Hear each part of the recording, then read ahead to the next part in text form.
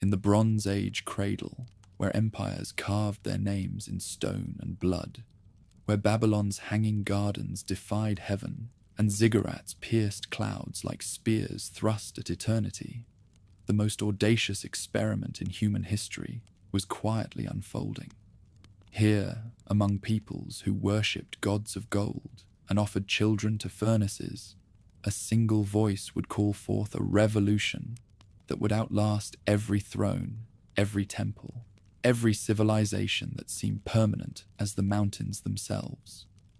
From Mesopotamia's temple-crowned cities to Canaan's contested hills, through Egyptian bondage and wilderness wandering, across conquests and captivities, one thread weaves through the tapestry of millennia, the rise and fall of ancient Israel. This is the story of shepherds who became kings, of slaves who shattered empires, of a people who lost everything, yet preserved what no sword could destroy. In palaces and caves, through triumph and exile, their covenant with the unseen would reshape not just their own destiny, but the spiritual architecture of the world. Beyond the great rivers of Mesopotamia, where ziggurats pierce the sky like fingers reaching toward heaven, a Bronze Age world sprawls beneath the burning sun. Across the Fertile Crescent, city-states rise and fall. Babylon, with her hanging gardens, Ur of the Chaldees, where merchants count silver and priests read omens in bird flight. In this tapestry of nations, Canaan sits like a jewel between empires, her coastal plains green with grain, her hills purple with vineyards. Here, Amorite kings rule from fortified cities, while Egyptian caravans wind through mountain passes. Among these ancient peoples, where gods dwell in temples of hewn stone, one voice will call forth a revolution that reshapes the spiritual landscape of mankind. From Ur's temple-crowned ziggurat, a voice like thunder speaks to one man's heart, commanding him to leave his country, his people, and his father's household for a land yet unseen. Abraham, still called Abram in those days, hears words that cut through the noise of commerce and ceremony, like a bronze blade through silk. When Abram gathers his household and turns his face toward the setting sun, he carries more than silver and livestock. He bears the seed of a sacred oath that will grow into a tree whose branches shelter nations. Westward flows this caravan of destiny, past the great bend of the Euphrates, where Haran's merchants count profit. Here death claims terror, and here the heavenly compact takes fuller shape. The Almighty promises to make him into a great nation, to bless him and make his name great, declaring that all peoples on earth will be blessed through him. Three elements forge this pact's golden chain: land flowing with milk and honey, offspring numerous as stars in heaven's vault, and divine favor that pours through this chosen lineage to touch every tribe beneath the sun's circuit. Into Canaan's borders comes the patriarch like dawn, breaking over hills that have slumbered through ages of struggle. At Shechem, heaven's word takes flesh as the Almighty declares his intention to give this territory to Abram's offspring. An altar rises beneath ancient oaks, marking faith's first footprint upon soil that will drink martyrs' blood. Southward, through the hill, country winds Abraham's path, past Jerusalem where Melchizedek rules as priest-king of the Most High God. This mysterious figure emerges from the city's gates bearing bread and wine, blessing the patriarch as one favored by the Creator of heaven and earth. When Abraham offers a tenth of everything to this priest of Salem, he establishes patterns enduring long after his bones rest in Machpelah's cave. Years flow like water through an hourglass, while the patriarch's household wanders between southern borders and Damascus's walls. Sarah remains barren despite celestial pledges that her womb will birth nations. But when heavenly messengers appear beneath Mamre's oaks, announcing aged Sarah will bear the child of destiny. Heaven's laughter mingles with earth's amazement. Isaac, whose name means laughter, enters the world carrying in his identity the joy of impossible vows fulfilled. Upon Moriah's heights, where Jerusalem's temple will one day crown the mount with cedar and gold, Abraham faces faith's ultimate test. The divine command cuts deeper than bronze, demanding he sacrifice his beloved son as a burnt offering. On Moriah's summit, heavenly intervention stays the patriarch's hand when steel hovers above Isaac's throat. A ram, caught by horns in a thicket's embrace, dies in the boy's place while the divine voice proclaims renewed oaths. Isaac grows to manhood, bearing miraculous birth's mark. At Beersheba's wells, he takes Rebekah as wife, beautiful daughter brought from Mesopotamia's distant plains. Twin sons struggle in Rebekah's womb before birth, presaging conflicts shaping nations yet unborn. Esau emerges first, red and hairy, followed by Jacob grasping his twin's heel as if already reaching for blessings not his own. At Beersheba, where desert winds whisper secrets old as time, Jacob receives his grandfather's inheritance through visions transforming a stone pillow into a gateway between earth and heaven. Angels ascend and descend the celestial ladder, while the divine voice proclaims the sacred pact anew. 20 years in Mesopotamia's service teach Jacob lessons no father's instruction could impart. 11 sons and 1 daughter spring from his loins during exile years, children whose descendants will become tribes bearing their names. By Jabbok's ford, Jacob meets his match in supernatural combat, transforming him from supplanter to prince. All night, he wrestles with a figure whose nature remains shrouded in mystery. When dawn touches eastern hills, the wrestler grants a new name. No longer Jacob, but one who has struggled with God and overcome. Among Jacob's 12 sons, Joseph shines with favor, kindling his siblings' jealousy into murderous flame. Dreams of sheaves and stars bowing before his glory strike their hearts like poisoned arrows. When opportunity presents itself in Dothan's fields, they sell him to Ishmaelite traders, bound for Egypt's markets. Down into slavery sinks this son of destiny, his coat of many colors torn and bloodied to deceive their father. Yet heaven's providence works through human evil, like light refracting through crystal. In Potiphar's house, Joseph rises through faithful service to become overseer. When his master's wife sets seduction's snares across his path, the young Hebrew chooses integrity over advancement. His refusal kindles her fury into false accusation, sending him into Pharaoh's prison. Even in confinement, divine favor rests upon Joseph like morning dew. When Pharaoh's butler and baker share troubling visions, Joseph unlocks their meaning with keys heaven provides. 2 years later, when dreams haunt Egypt's ruler with visions of fat and lean cattle, no magician can interpret their significance until the butler remembers the Hebrew prisoner. Standing before Pharaoh in borrowed robes, Joseph interprets the royal dreams with authority flowing from heaven's throne room. 7 years of abundance will yield to 7 years of famine so severe that prosperity's memory will be devoured.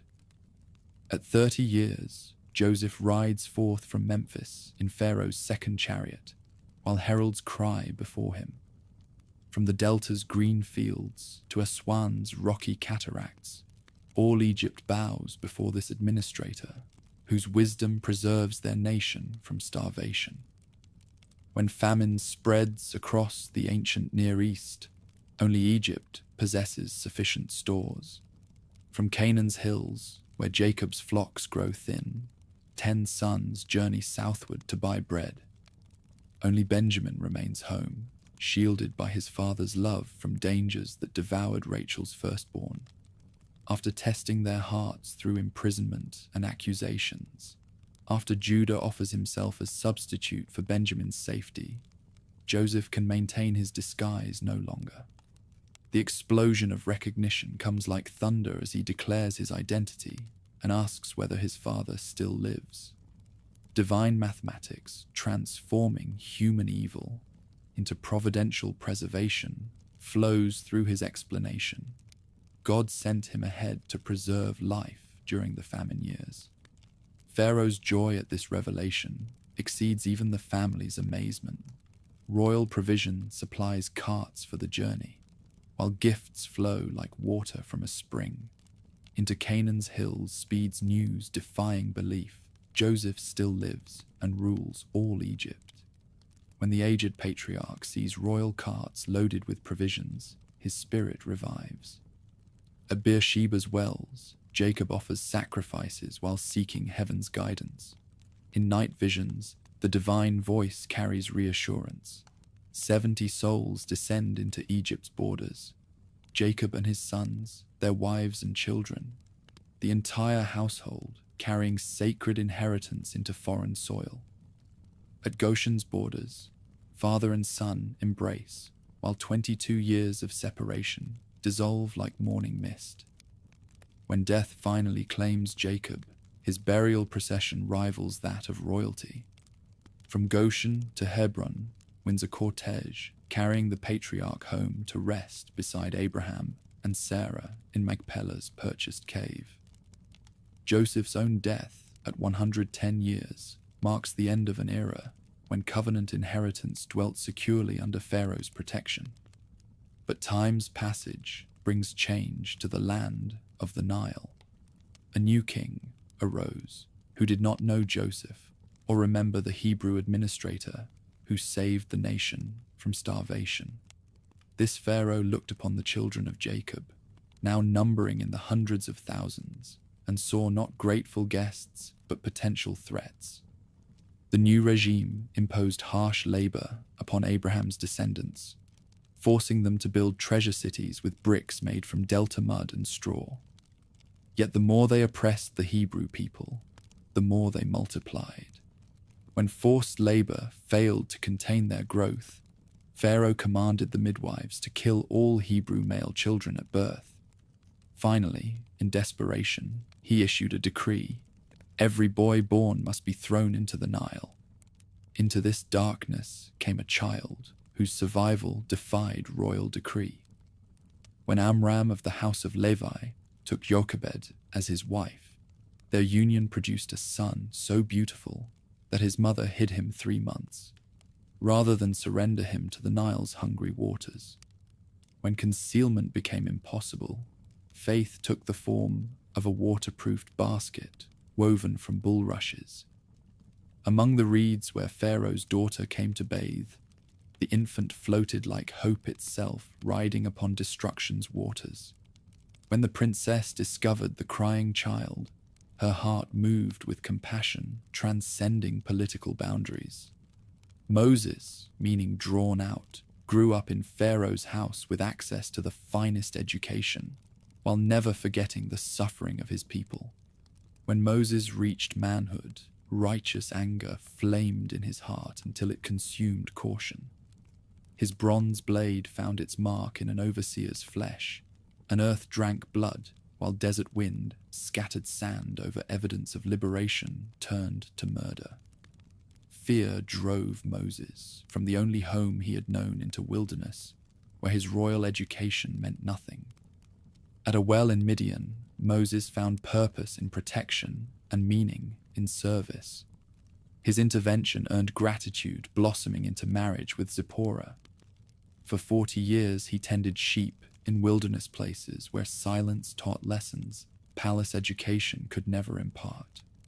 On Horeb's slopes, divine fire blazed in a thorn bush that burned but was not consumed.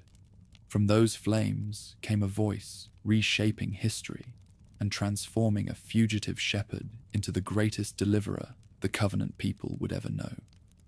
The commission, demanding more faith than Moses possessed, met with divine assurance. When the people were brought out of bondage, they would worship God on this very mountain. Back toward the land of the Nile traveled Moses with his wife and sons, carrying a shepherd's staff. Heaven had transformed into an instrument of wonder and judgment. Aaron met him at God's mountain, and together the siblings approached their enslaved kinsman with news too good to believe. The Almighty had heard their groaning and remembered his sacred bonds with Abraham, Isaac, and Jacob. Before Pharaoh's throne, Moses delivered heaven's ultimatum. The message came clear and uncompromising. The God of the Hebrews demanded his people's release for wilderness worship. But the king's response revealed Egyptian pride's depth and human rebellion's breadth against celestial authority. What followed challenged every assumption about heavenly power and human pride, as 10 plagues fell upon Egypt like hammer blows upon an anvil refusing to bend. Water turned to blood, frogs swarmed, gnats rose from dust, flies invaded while Goshen remained untouched. Livestock died, boils erupted, hail fell like stones while fire ran along the ground. Locusts devoured what hail had spared, then darkness thick enough to feel descended for 3 days while the Hebrews dwelt in light. But the 10th plague would be different, striking not at comfort, but at human love's very heart. Moses announced that about midnight, death would claim every firstborn, from Pharaoh's heir to the slave girl's child. On the 14th day of the first month, the Hebrews prepared for deliverance through lamb's blood. Each household selected an unblemished male, 1 year old. At twilight, family heads took the blood and put it on doorframes' sides and tops, then roasted the meat over fire and ate it with bitter herbs and unleavened bread. The blood would be a sign, and when the destroyer saw the blood, he would pass over them. At midnight, when the destroying angel moved through Egypt like judgment-given wings, death entered every house where blood did not mark the doorframe. From Pharaoh's palace to dungeon's depths, the firstborn breathed their last while families' cries rose like grief's incense. In all the land, not a house existed where someone had not died, except in Goshen, where lamb's blood purchased life. The king, who had defied heaven's repeated warnings, now summoned Moses and Aaron in that terrible night's darkness.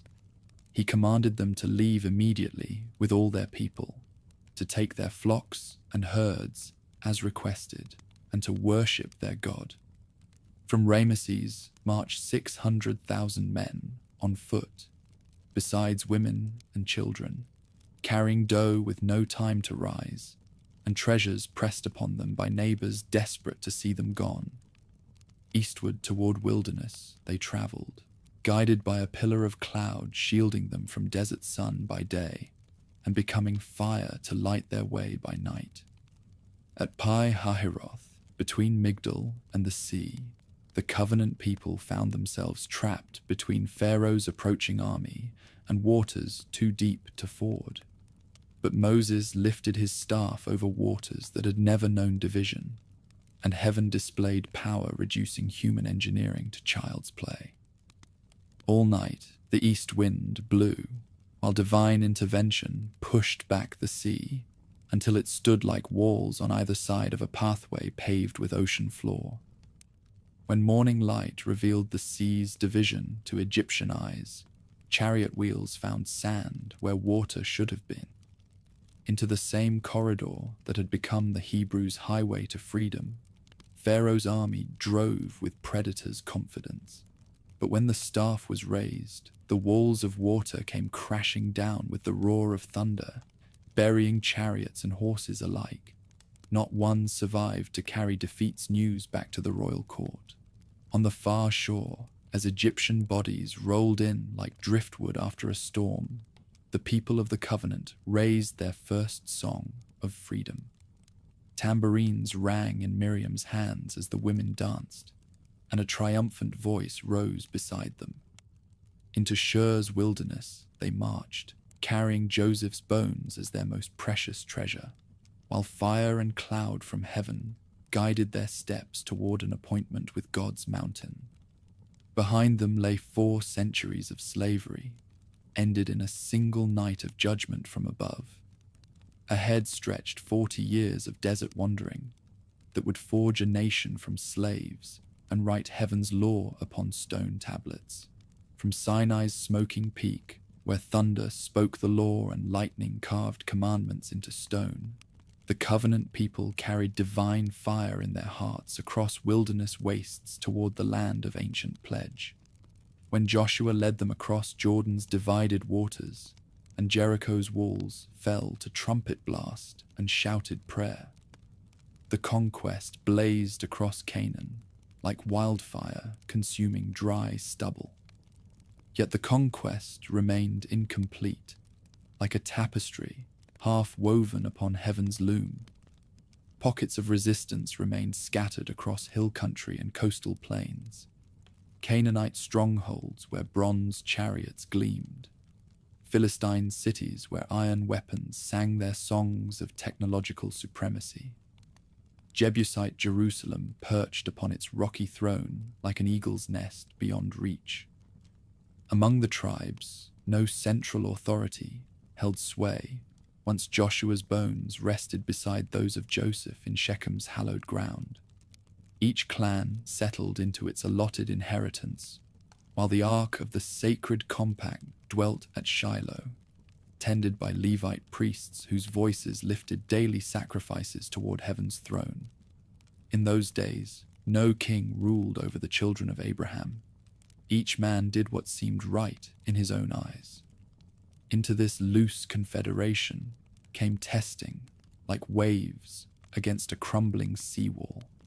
The peoples whom Joshua had not utterly destroyed pressed back against Hebrew settlements with increasing boldness, while new enemies arose beyond Jordan's eastern banks and the Great Sea's western shores. When oppression grew too heavy to bear, the tribes would cry out to the God of their fathers, and he would raise up deliverers, judges who combined military command, civil magistrate, and prophetic voice. Othniel of Judah first answered heaven's call when Mesopotamian raiders swept down from the north, like locusts devouring harvest. His bronze sword carved freedom from foreign yoke, while his voice proclaimed divine justice to assembled multitudes. 8 years of peace followed his victory before new threats arose to test the covenant people's faithfulness. When the tribes again forgot their divine benefactor and turned to wooden gods and stone altars, Eglon, king of Moab, crossed Jordan with Ammonite allies to exact tribute from those who had forgotten the source of their strength. For 18 years, his tax collectors stripped Hebrew granaries, while his soldiers reminded the conquered that iron spears speak louder than ancient pledges. But Ehud, the left-handed son of Gera, from Benjamin's fierce tribe, carried more than tribute when he approached Eglon's throne. Concealed beneath his robes, a cubit-long blade waited for the moment when private audience would become divine judgment.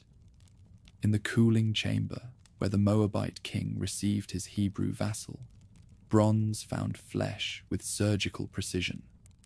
The deed accomplished, the judge escaped, while confusion reigned among guards discovering their master's corpse.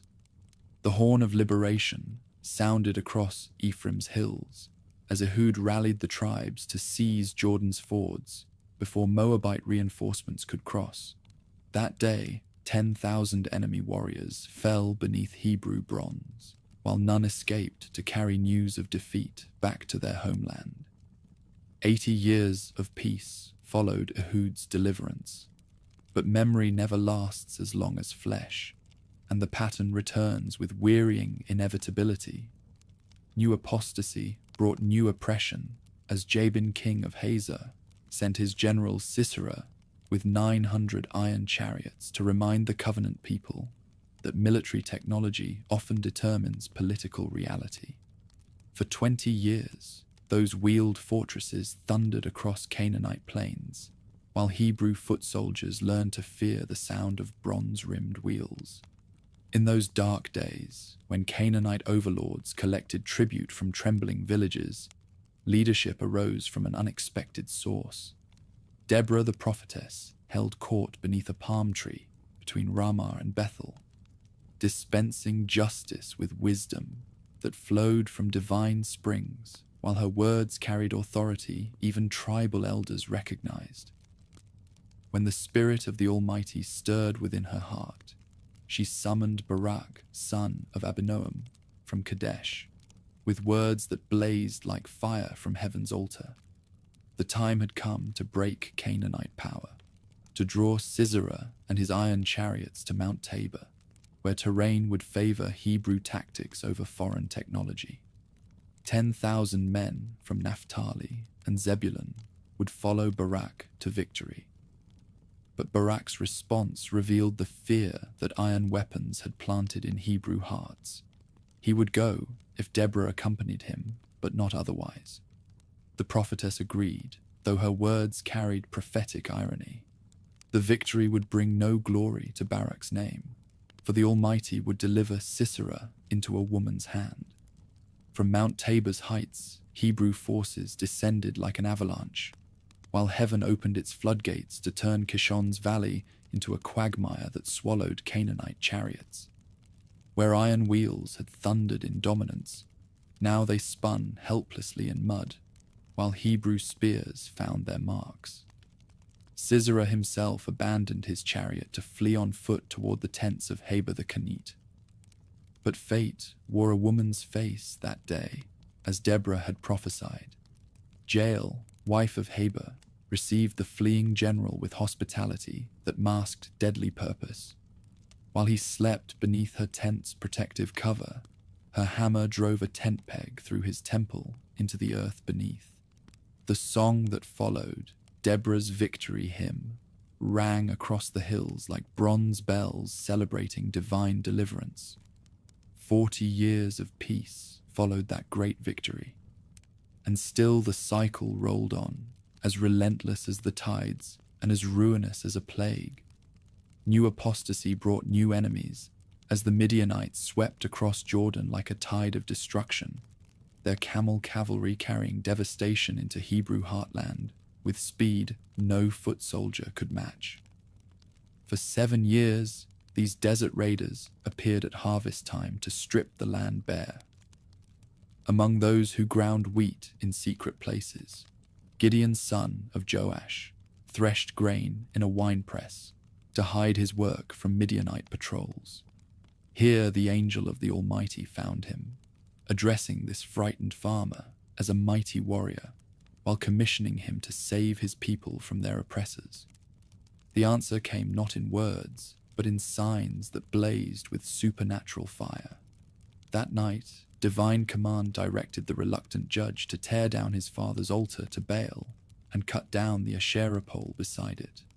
When the townspeople discovered their shrine destroyed and demanded Gideon's death, his father displayed wisdom beyond human understanding, suggesting that Baal should defend himself if he truly possessed divine power. When Midianite hordes crossed Jordan like locusts settling upon a harvest field, the Spirit of the Almighty clothed itself in Gideon's flesh, while his trumpet call echoed across tribal territories. 32,000 men answered his summons, but divine strategy required smaller numbers to ensure victory's credit would flow toward heaven rather than human prowess. At the water's edge, final selection occurred through the simple test of drinking technique. Those who lapped water like dogs, maintaining vigilance while quenching thirst, numbered only 300, but these formed the core of heaven's chosen instrument. With nothing but trumpets, torches, and empty jars, this tiny force would accomplish what conventional armies could not achieve. During the middle watch, while sleep hung thick over the enemy camp, 3 companies closed in around the Midianite host. At Gideon's signal, trumpet blasts shattered the night silence, while torches blazed from broken jars and Hebrew voices proclaimed victory. Confusion spread through enemy ranks as frightened warriors struck down their own comrades in darkness, while those who recognized the disaster fled eastward. In victory's aftermath, grateful tribes offered Gideon royal authority, but the judge's response revealed understanding that would be forgotten by future generations. He would not rule over them, nor would his sons, for the Almighty alone possessed sovereignty over the covenant people. After Gideon's death, his son Abimelech demonstrated the dangers that royal ambition posed to tribal confederation. Using silver stolen from Baal's temple, he hired worthless mercenaries to murder 70 of his kinsmen, clearing his path to kingship through fraternal blood. 3 years of tyranny proved the wisdom of avoiding monarchy, ending when a woman's millstone crushed the would-be king's skull at Thebez. From Gilead arose Jephthah, son of a prostitute whose kinsman had driven him away to prevent inheritance claims. When Ammonite pressure grew unbearable, these same elders who had expelled him came seeking his military expertise. Before resorting to warfare, Jephthah attempted diplomacy, sending messengers with historical arguments demonstrating Hebrew rights to disputed territories. When diplomacy failed, Jephthah prepared for battle with a vow that would haunt his victory with tragedy. If the Almighty delivered the Ammonites into his hands, he would offer as burnt sacrifice whatever came out of his house to meet him upon return. But heaven's irony cuts deeper than human expectations. His only daughter came dancing out to meet him with tambourines and celebration. The vow had been spoken before the Almighty and could not be broken. 2 months in the mountains gave the maiden time to bewail her virginity before returning to fulfill her father's desperate pledge.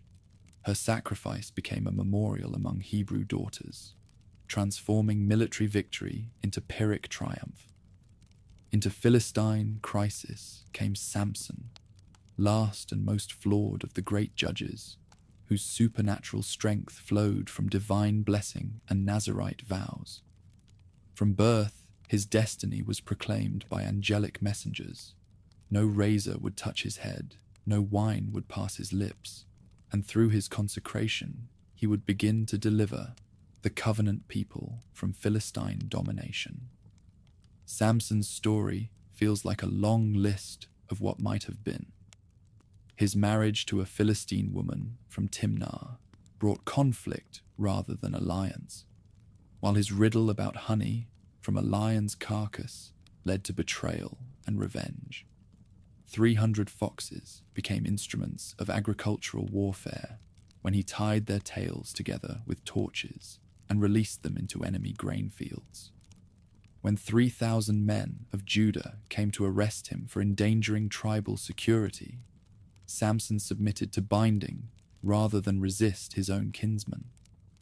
But at Lehi, where Philistine soldiers gathered to claim their prize, a surge of heaven-sent strength snapped his bonds like flax scorched by fire. A fresh donkey's jawbone became his weapon as he struck down 1,000 enemies in single combat. 20 years Samson judged in the days of Philistine pressure, yet his leadership remained episodic rather than systematic. His weakness for foreign women led him repeatedly into compromising situations where personal pleasure conflicted with public duty. Finally, Delilah of Sorek became the instrument of his downfall through persistent inquiry into the source of his supernatural strength.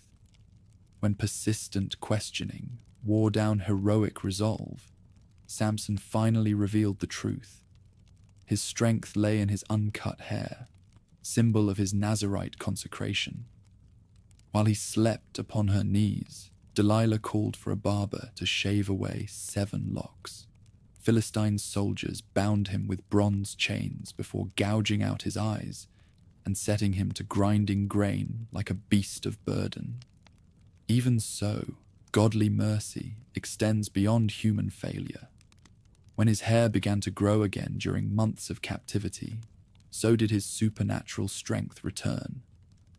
At the great festival, where 3,000 Philistines gathered to mock their captive enemy, the judge made his final prayer.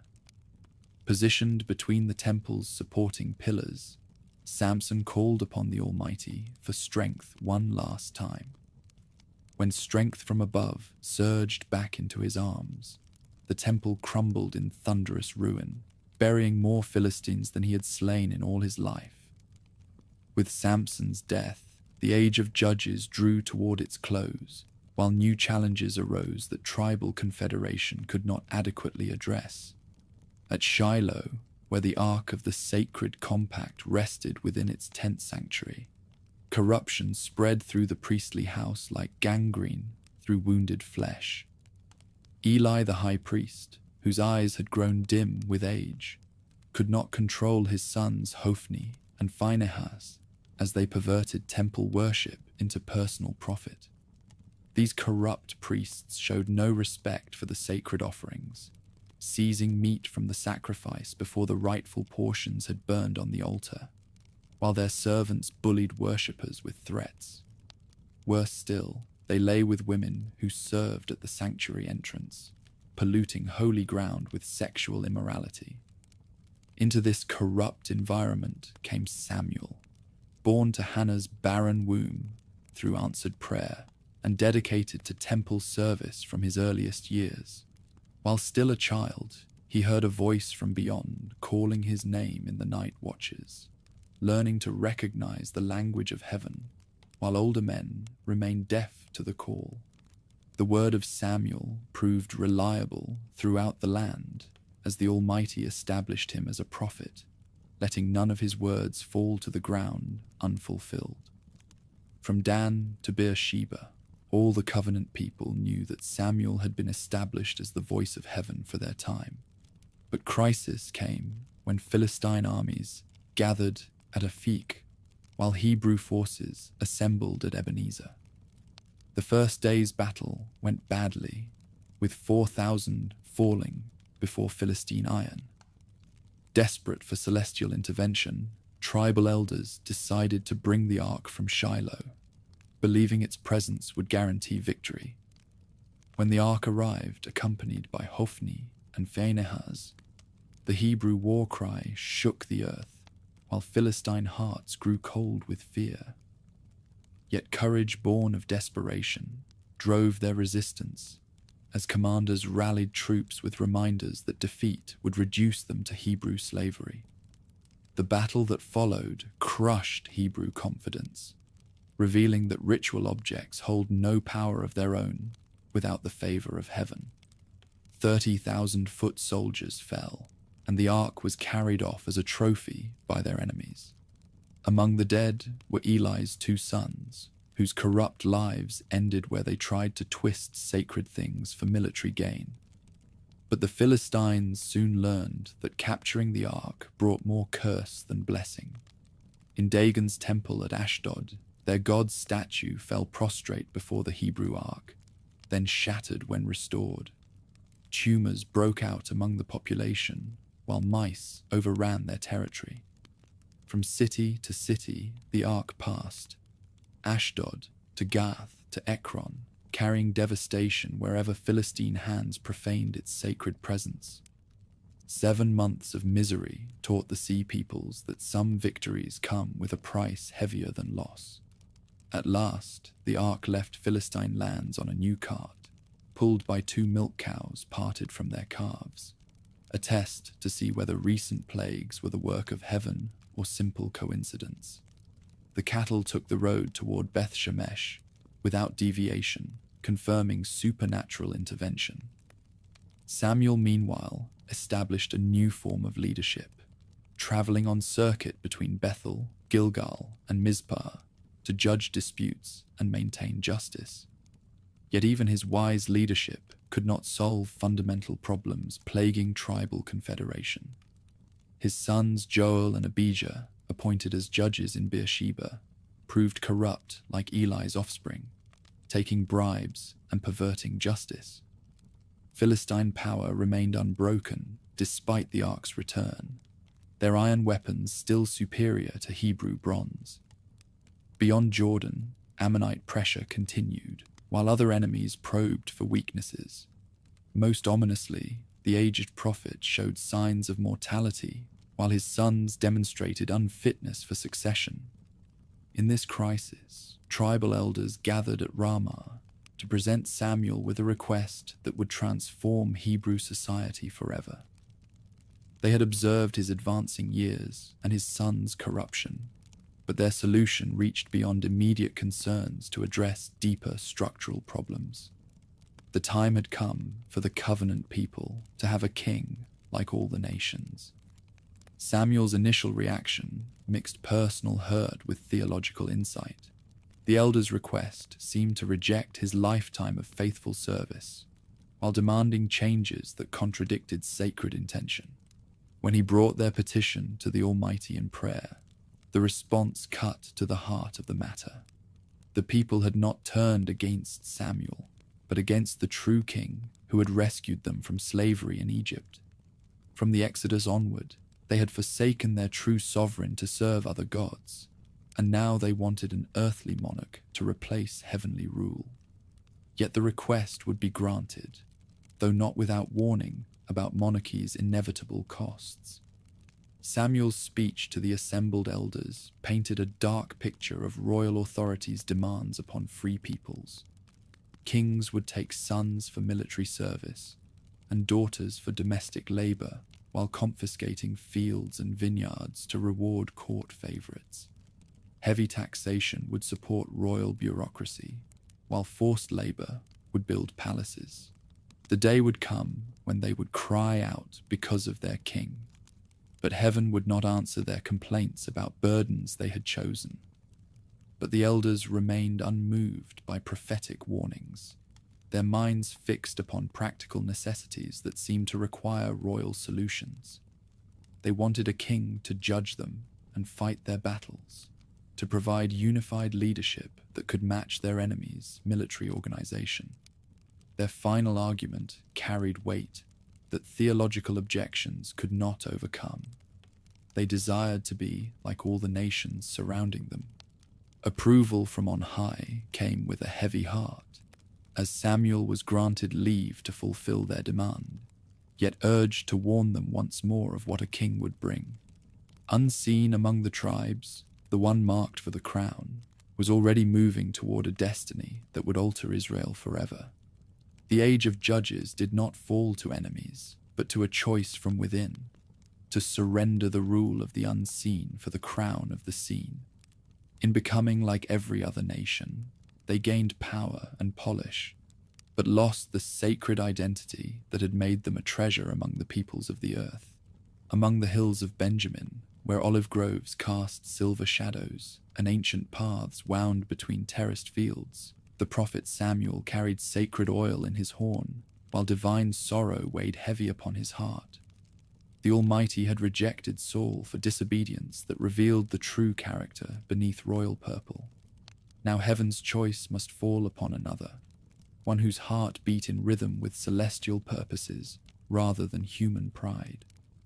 From Ramah's heights, the aged seer journeyed toward Bethlehem at heavenly command.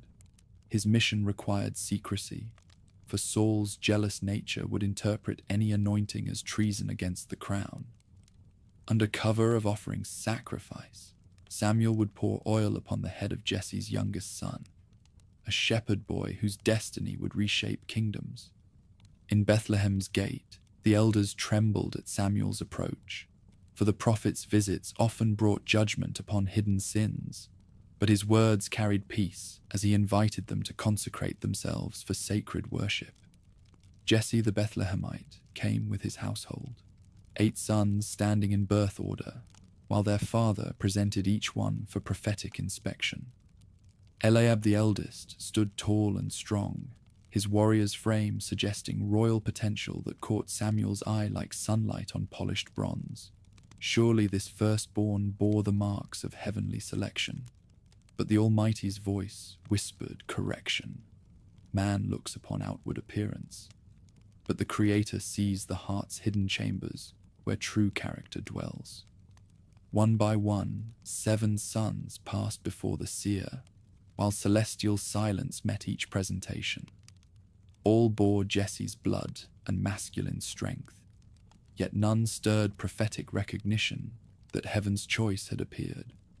When the parade ended without confirmation, Samuel's confusion found voice in urgent questioning. Did Jesse have other sons beyond these 7? The father's response revealed oversight born of practical necessity.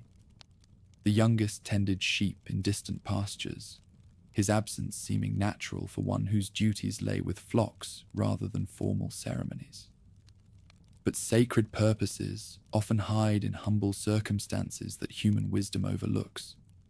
When David arrived from the wilderness, dust on his cloak and the scent of mountain herbs clinging to his hair, something stirred in Samuel's prophetic consciousness, like wind touching harp strings. This ruddy youth with beautiful eyes and handsome features carried himself with quiet confidence that spoke of hours spent alone with God and danger. Without ceremony, Samuel lifted his horn of oil and poured its contents upon David's head, while his family watched in amazement. The sacred liquid ran down the shepherd's face like rain upon thirsty ground, marking him as heaven's chosen before witnesses who could not yet understand the significance.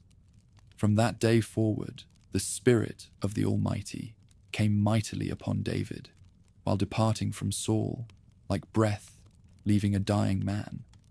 The rejected monarch found himself tormented by an evil spirit that brought depression and rage, fear and paranoia that no royal physician could heal. In desperation, his servants suggested music's healing power, searching for a skillful harper whose melodies might soothe their master's troubled mind. When courtiers recommended David's son of Jesse as both accomplished musician and valiant warrior, they unknowingly arranged the meeting between anointed successor and reigning sovereign that would set destiny's wheels in motion. In Saul's court at Gibeah, David's harp strings sang away the evil spirit's torment, while his presence brought peace to chambers that had echoed with royal anguish. Yet David's true introduction to national prominence came not through court service, but upon a battlefield where Philistine challenge met covenant faith.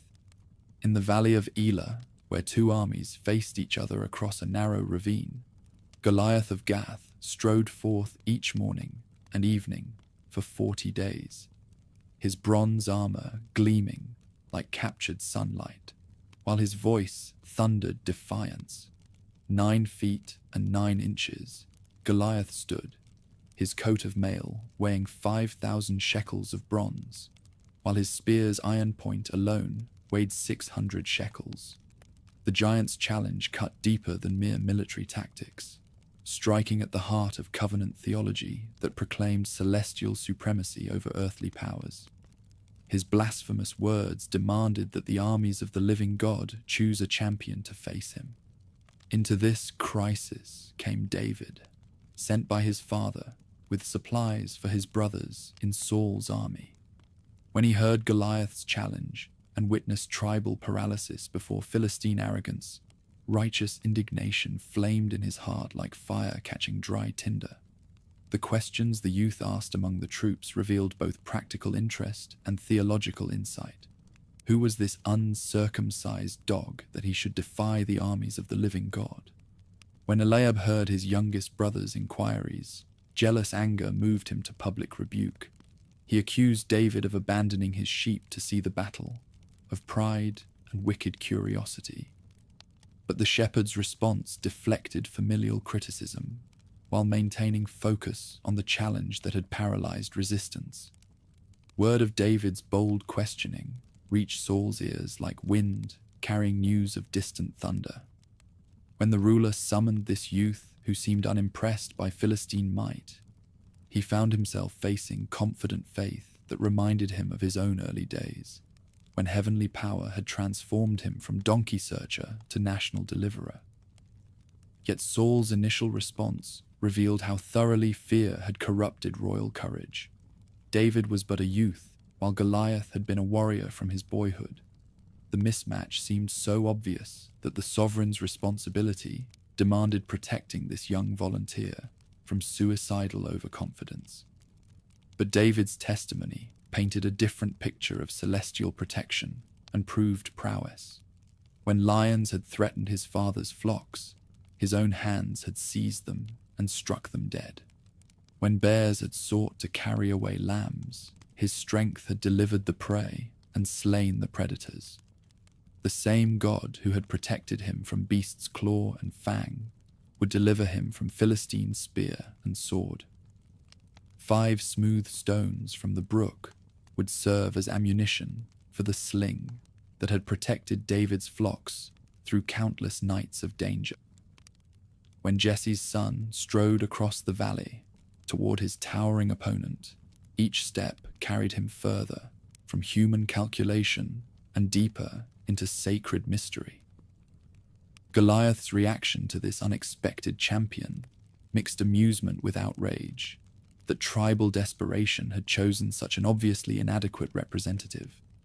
The giant's words dripped with contempt as he scorned his young opponent's youth and lack of proper weapons, threatening to give his flesh to birds and beasts as carrion. But David's response transformed physical confrontation into theological warfare, his words carrying prophetic authority that echoed across the valley like trumpet blasts. Goliath came with sword and spear and javelin, trusting in bronze and iron. But the young warrior came in the name of the Almighty, God of the armies that the Philistine had defied through 40 days of blasphemous challenge. The confrontation itself unfolded with shocking swiftness. As Goliath advanced with measured steps, David ran toward him with sling whirring through the air, like deadly music composed in heaven's armory. The stone flew true as celestial guidance could direct it, striking the giant in the forehead with force that drove it deep into his skull. For a moment that stretched like eternity, Goliath stood swaying, while his massive frame fought against the impact that had already sealed his doom. Then he crashed to earth like a felled cedar, his armor clanging against stone, while his spirit fled to whatever afterlife awaited those who defied the living God. Without hesitation, David ran to the fallen giant and drew the massive sword from its sheath. The stroke that followed separated head from shoulders, while 2 armies watched their world reshape itself around this moment of impossible victory that demonstrated heavenly power, working through faithful courage. When Philistine forces saw their champion fallen, panic spread through their ranks like fire consuming dry grass. The withdrawal began as tactical retreat, but quickly became rout as tribal war cries echoed across the valley, and Saul's army pursued their fleeing enemies toward the gates of Ekron and Gath. That day established David's reputation throughout the kingdom, while bringing him to permanent residence in Saul's court. The monarch made him leader over men of war despite his youth. But success bred complications that innocence could not anticipate. For royal favor proves as dangerous as sovereign displeasure when jealousy corrupts the heart. The victory song that women sang as the army returned from Philistine slaughter carried lyrics that pleased the people while poisoning their ruler's heart. Their voices proclaimed that Saul had slain his thousands, while David had slain his 10,000s, comparing accomplishments in ways that revealed shifting popular loyalties. From that day forward, the troubled sovereign watched his young commander with suspicious eyes.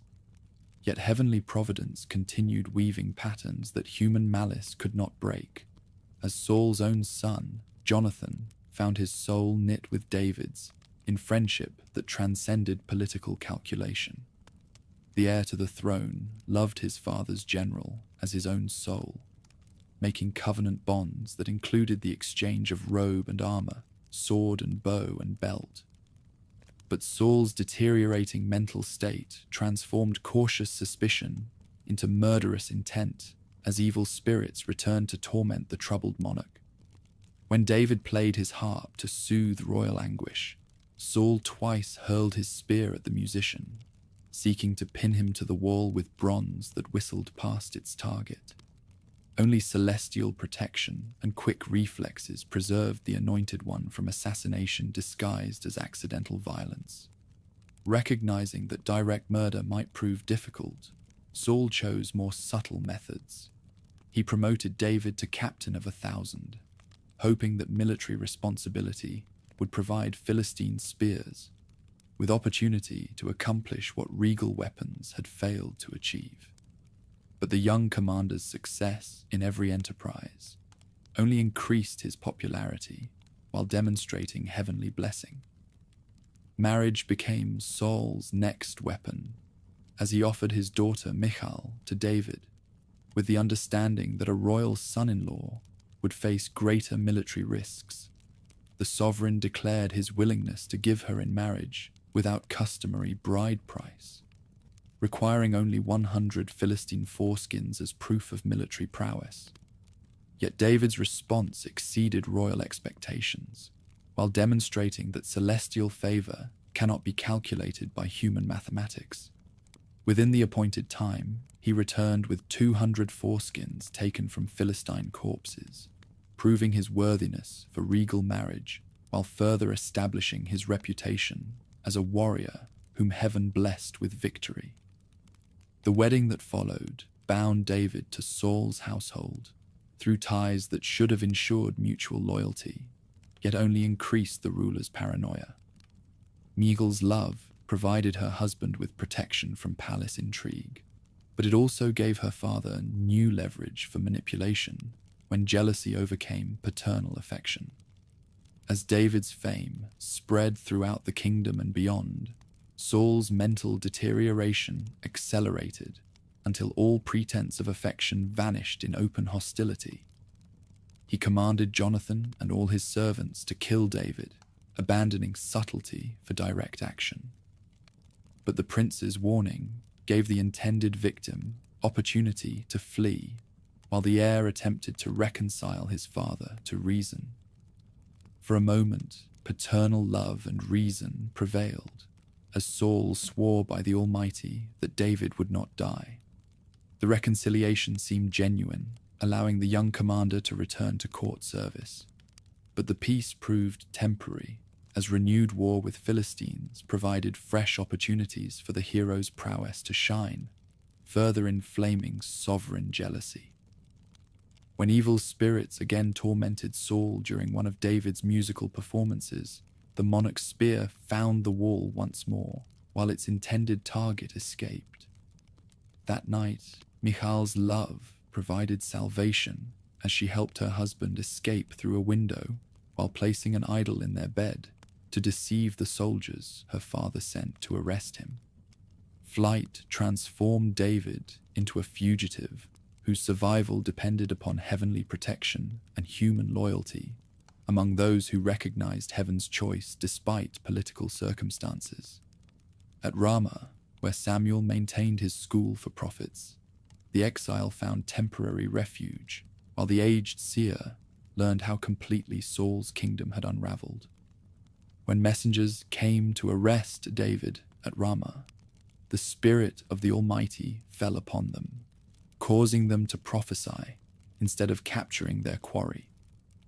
The same celestial intervention affected a second and third delegation, until finally Saul himself came to finish the task. Yet the troubled ruler found himself stripped of regal dignity as sacred power overwhelmed his hostile intentions. From Ramah, David fled to Gibeah, where Jonathan met him in secret consultation that would test friendship against family loyalty. The test they devised involved the fugitive's absence from the new moon feast, where his place at the royal table would reveal the sovereign's true intentions. When David's empty seat provoked Saul to furious questioning, Jonathan's diplomatic answer about family obligations in Bethlehem ignited regal rage that removed all doubt about the monarch's intentions. Saul's words revealed not only murderous plans, but also prophetic insight. As long as David lived, Jonathan's kingdom would never be established. The signal that Jonathan gave David the following morning confirmed their worst fears while cementing their covenant bonds. Through tears of sorrow for friendship that political necessity would sever, the prince and the fugitive exchanged final vows of mutual protection that would endure beyond death itself.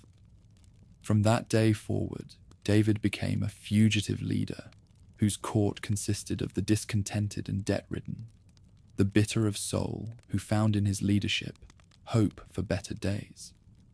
At Adullam's cave, 400 men gathered around heaven's chosen one, while Saul's pursuit continued across wilderness places. Among those who joined David's band came Abiathar the priest, sole survivor of Saul's massacre at Nob, where Ahimelech's kindness to the fugitive had cost 85 priests their lives. This atrocity marked the ruler's complete departure from heavenly favor, as he shed innocent blood in pursuit of personal vendetta. Yet even in exile, David demonstrated the character that marked him as heaven's choice for leadership. When opportunity arose to kill Saul in Engedi's caves, where the monarch had entered alone and defenseless, the fugitive restrained his men's violent counsel while cutting a corner from the royal robe as proof of his restraint. The confrontation that followed revealed both David's nobility and Saul's recognition of inevitable succession. When the exile called after the departing sovereign with words of respect and evidence of mercy, the troubled ruler's response acknowledged that his pursuer would indeed be crowned while begging protection for his family.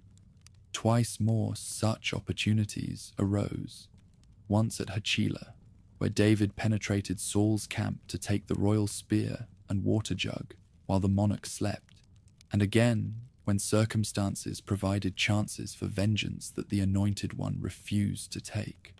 Each incident demonstrated celestial protection for both pursuer and pursued, but even David's patience had limits, and the constant pursuit wore down his faith until despair drove him to seek refuge among the Philistines themselves.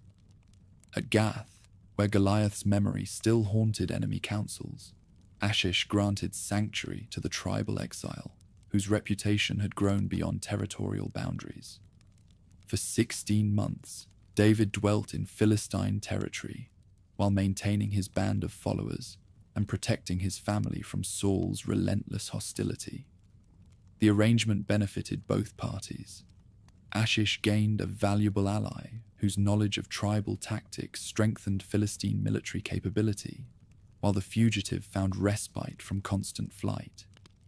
Yet heavenly purpose worked even through this apparent apostasy, as David's raids against southern tribes that threatened both covenant and Philistine interests served sacred welfare while maintaining his cover among enemies who trusted his apparent defection. When Achish prepared to join other Philistine lords in climactic battle against Saul's forces, only the suspicious objections of fellow commanders prevented the exile from facing the impossible choice. On Mount Gilboa, where Philistine victory ended Saul's tormented reign and Jonathan's noble life, the first experiment in tribal monarchy concluded in disaster that vindicated Samuel's warnings about regal government. The ruler, who had begun with such promise, died by his own sword rather than face capture, while his heir perished defending a crown he would never inherit. When news of the catastrophe reached David in Philistine territory, his response revealed the greatness that would mark his own reign. No joy at enemies' downfall, no satisfaction at vindicated patience, but genuine grief for fallen sovereign and slaughtered friend found expression in lament that transformed political triumph into personal tragedy. David's song of mourning became a masterpiece of tribal poetry that commanded the grief of a nation while preserving memory of noble deeds despite tragic endings. Saul and Jonathan, lovely and pleasant in their lives, had remained undivided in death. They were swifter than eagles, stronger than lions, yet they had fallen upon the heights while their weapons of war perished with them. The way now lay open for heaven's chosen leader to claim his throne. Yet David's ascension would prove as complex as his exile had been dangerous. From Hebron's ancient wells, where Abraham had dwelt in peace with neighboring peoples, the shepherd warrior would begin his reign over Judah, while civil war raged across the northern tribes who followed Saul's surviving son. In Hebron, where Abraham had once lived in harmony with nearby peoples, David began his kingship over Judah, while the northern tribes were caught in civil war. Ishbosheth, Saul's surviving son, claimed the throne of Israel with the backing of Abner, the former king's military commander. For 7 years, brother fought brother, while the covenant people bled in conflicts that served no divine purpose. Even so, heaven's choice could not be thwarted by human resistance. When Abner quarreled with Ishbosheth over a concubine named Rizpah, the general's wounded pride led him to negotiate secretly with David. The commander who had sustained Saul's dynasty now offered to deliver all Israel into the hands of heaven's anointed ruler. But Joab, the shepherd king's nephew and military chief, could not forgive Abner for killing his brother Asahel in earlier battle and murdered the defecting general at Hebron's gates. The assassination that should have strengthened David's position instead demonstrated his character as he mourned publicly for Abner and commanded all Israel to recognize the tragedy. When 2 of Ishbosheth's captains murdered their master in his bed and brought his head to the monarch expecting reward, the new sovereign's response revealed his commitment to justice over political convenience. Both assassins died for their treachery, while their victim received honorable burial. With opposition eliminated, the northern tribes came to David at Hebron and anointed him ruler over all Israel. 30 years old when he began to reign in Judah, he would rule the United Kingdom for 33 more years, from a capital that would become the center of the world. But first, that capital must be conquered. Jerusalem, still called Jebus, perched upon its rocky hill like an eagle's nest, defended by walls that had never fallen to siege. The Jebusites mocked the royal army, declaring that even their blind and lame could defend the city against any assault. Yet the new sovereign saw what others missed: a water shaft leading from the city to the spring of Gihon, providing access for those bold enough to climb its treacherous passage. Joab led the assault through the tunnel, his men emerging within Jerusalem's walls like phantoms materializing from stone. The city that had stood unconquered since before Abraham's time fell to the king's forces, while its inhabitants watched their impregnable fortress become the capital of a united kingdom. Strategically, the choice was genius. Jerusalem lay between Benjamin and Judah, claimed by neither side. No clan could claim ancient rights to the city that David had won through conquest, making it truly neutral ground where former enemies could serve a common sovereign. Here the shepherd warrior established his palace and brought the symbols of divine presence that would transform a Jebusite stronghold into the holy city of the covenant people. But before the ruler could bring the Ark of the Covenant to Jerusalem, Philistine armies marched to crush the United Kingdom in its infancy. These sea peoples, who had dominated the coast for generations, recognized that the monarch's success threatened their expansion inland. In the valley of Rephaim, their forces assembled like locusts preparing to devour the harvest of Hebrew unity. The king inquired of the Lord whether he should attack, receiving divine assurance that the Philistines would be delivered into his hands.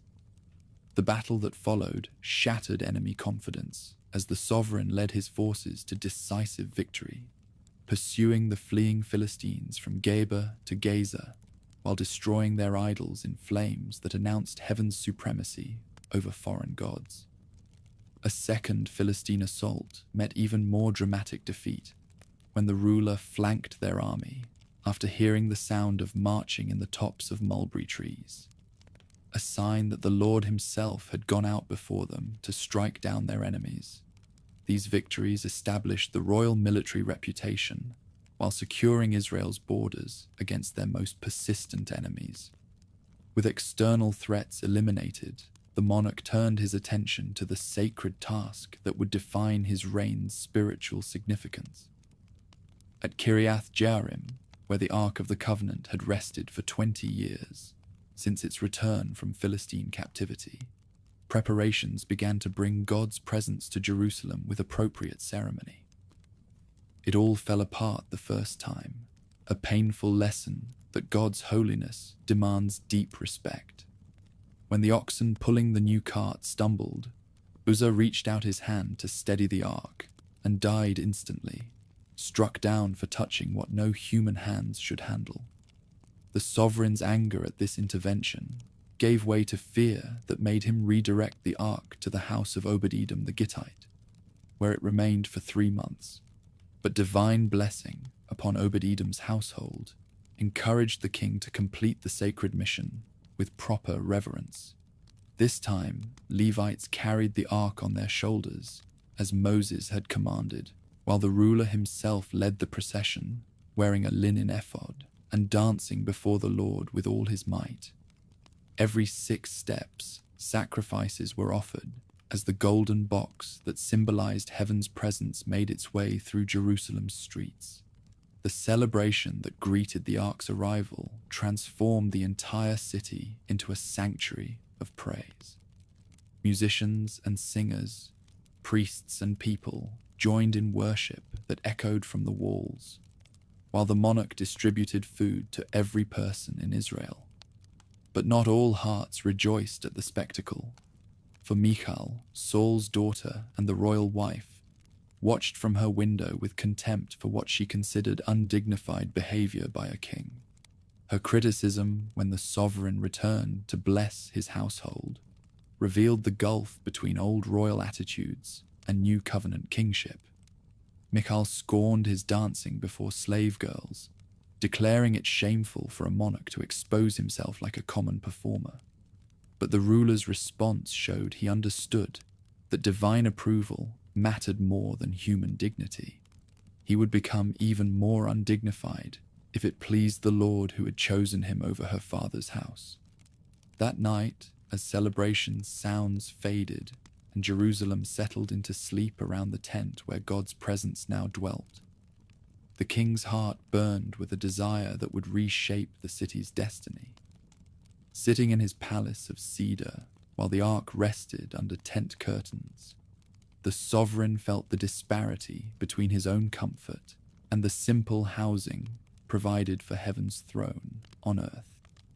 Nathan the prophet, when consulted about the royal desire to build a temple, initially encouraged the project with human wisdom that seemed to support kingly piety. But that night, the word of the Lord came to Nathan with a message that would echo through generations yet unborn, establishing promises that earthly kingdoms could not contain. The divine response to the temple proposal carried both denial and confirmation that transformed disappointment into eternal hope. The Lord reminded Nathan that he had never requested a house of cedar during all his journeys with Israel from Egypt to the present day. The one who had taken the shepherd king from following sheep to become prince over the covenant people would indeed establish a house, but not a building made with human hands. Instead, the Lord would make the ruler a house in the truest sense, a dynasty that would endure beyond the lifespan of cedar and stone. The sovereign's son would build the temple in his father's place, while the royal throne would be established forever before the divine presence. This covenant exceeded even the promises made to Abraham, for it spoke not merely of numerous descendants, but of an eternal kingdom ruled by heaven's chosen line. In response, the monarch offered a prayer full of gratitude and humility, confessing human frailty and honoring divine loyalty. Sitting before the ark in the tent he had erected, the ruler marveled that God should make such promises to his servant's house. The covenant exceeded anything I had seen or ear heard, establishing the royal lineage as the conduit through which divine purposes would flow to all nations. What came next on the battlefield proved that the king, who had been given such promises, had heaven on his side. Royal forces swept across the ancient Near East like fire consuming dry grass, subduing enemies who had threatened Israel for generations. The Philistines fell under tribute, their coastal cities acknowledging Hebrew supremacy that reversed centuries of intimidation. Moab felt the weight of royal justice as 2/3 of their warriors died for past aggression against Israel, while the survivors became servants paying tribute to Jerusalem's throne.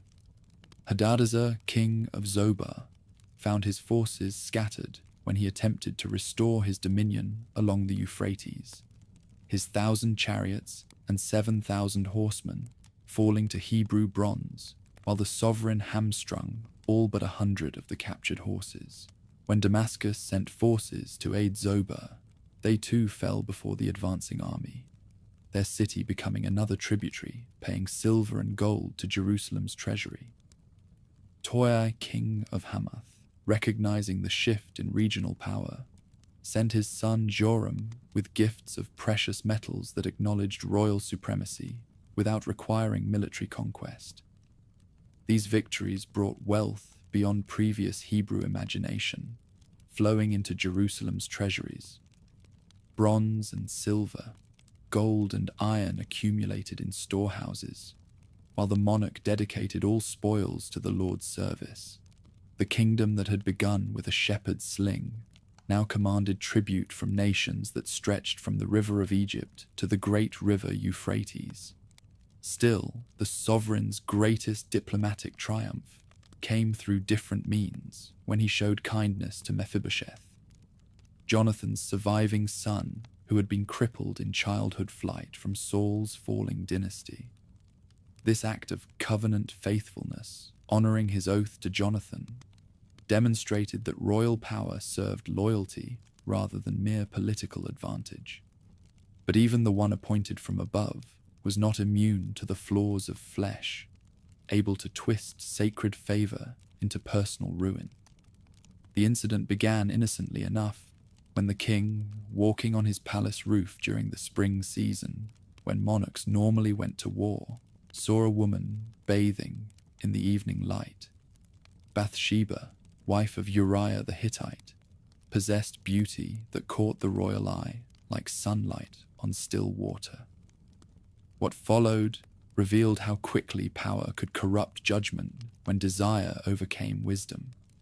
The sovereign sent messengers to bring Bathsheba to the palace, where royal privilege overwhelmed moral restraint. The adultery that followed carried consequences that would haunt the kingdom for generations, setting patterns of family dysfunction that would tear the dynasty apart from within. When Bathsheba sent word that she had conceived, the king's attempts to cover his sin only deepened his guilt.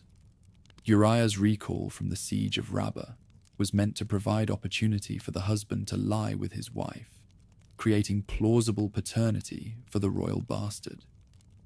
But Uriah's integrity exceeded the monarch's calculation. The loyal soldier refused to enjoy his home's comforts, while his comrades endured battlefield hardships. Desperate measures followed as the ruler made Uriah drunk, hoping wine would overcome the warrior's scruples. But even intoxicated, Uriah slept with his master's servants rather than visit his own house. His faithfulness a rebuke to royal faithlessness that made concealment impossible. The letter that Uriah carried back to Joab sealed his own death warrant with words that transformed the sovereign from shepherd king into calculating murderer. Instructions to place Uriah in the forefront of the hottest battle, then withdraw support so that he would die, turned military strategy into assassination, while making the victim complicit in his own destruction. When Uriah died at the walls of Rabbah, along with other brave men sacrificed to cover royal guilt, the king's marriage to Bathsheba gave the illusion of closure. But the deed angered the Lord, and the justice of heaven was already setting events in motion to turn private sin into public reckoning. Nathan the prophet, who had once brought the ruler promises of eternal dynasty, now came with a parable that trapped the sovereign in his own judgment. The story of the rich man who stole the poor man's beloved lamb stirred royal anger against injustice, leading the monarch to pronounce death upon the oppressor who showed no pity. The prophet's response fell like a sword stroke across royal presumption, as Nathan declared that the king himself was the man who had stolen another's wife and arranged her husband's murder. Justice from above would follow the path the king himself had carved. His house would be marked by bloodshed, and his wives would be claimed by another before all to see, a humiliation deeper than the sin he tried to conceal. Though the monarch's immediate repentance saved him from death, it could not shield him from the judgment that followed. The child born of his sin would not survive, despite his anguished prayers, and in time, the seeds he had sown would bear bitter fruit as his sons tore the kingdom apart. Even as judgment lingered, mercy found a way. Bathsheba gave birth to Solomon, whose peaceful name bore the mark of heaven's grace and the call to rule. He grew in the palace, the product of love that had once come at a terrible price, destined to carry both the weight of promise and the memory of sin. As the reign moved toward its sunset years, the military campaigns that had established Israel's empire gave way to administrative challenges that required different skills. The ruler who had united the tribes through conquest now faced the task of governing a diverse population that included former enemies alongside covenant people. In his later years, the king demanded a census that exposed both the might of his realm and the arrogance that would invite judgment. Despite Joab's objections and the resistance of other leaders, he insisted on numbering Israel and Judah, showing faith in military strength over the unseen hand that had guided them. When the plague that followed this sin swept through Israel like wildfire, killing 70,000 men in 3 days, the monarch's anguish at seeing innocent people suffer for his transgression led to the purchase of Araunah's threshing floor. Here, where the angel's sword was halted by mercy from above, the king built an altar and offered sacrifices to stop the plague, consecrating the ground where his son would one day raise the temple. It was no accident that the threshing floor lay atop Mount Moriah, where Abraham once stood, knife in hand, ready to give up his son, until a ram appeared in the thicket, turning sorrow into mercy. This same mountain, marked by faith and surrender, would now hold the presence of God, not in a temple of man's making, but in one shaped by a higher blueprint. As the sovereign's strength waned and succession questions stirred palace intrigue, Adonijah the fourth son attempted to claim the throne through political maneuvering that gathered support from Joab and Abiathar the priest.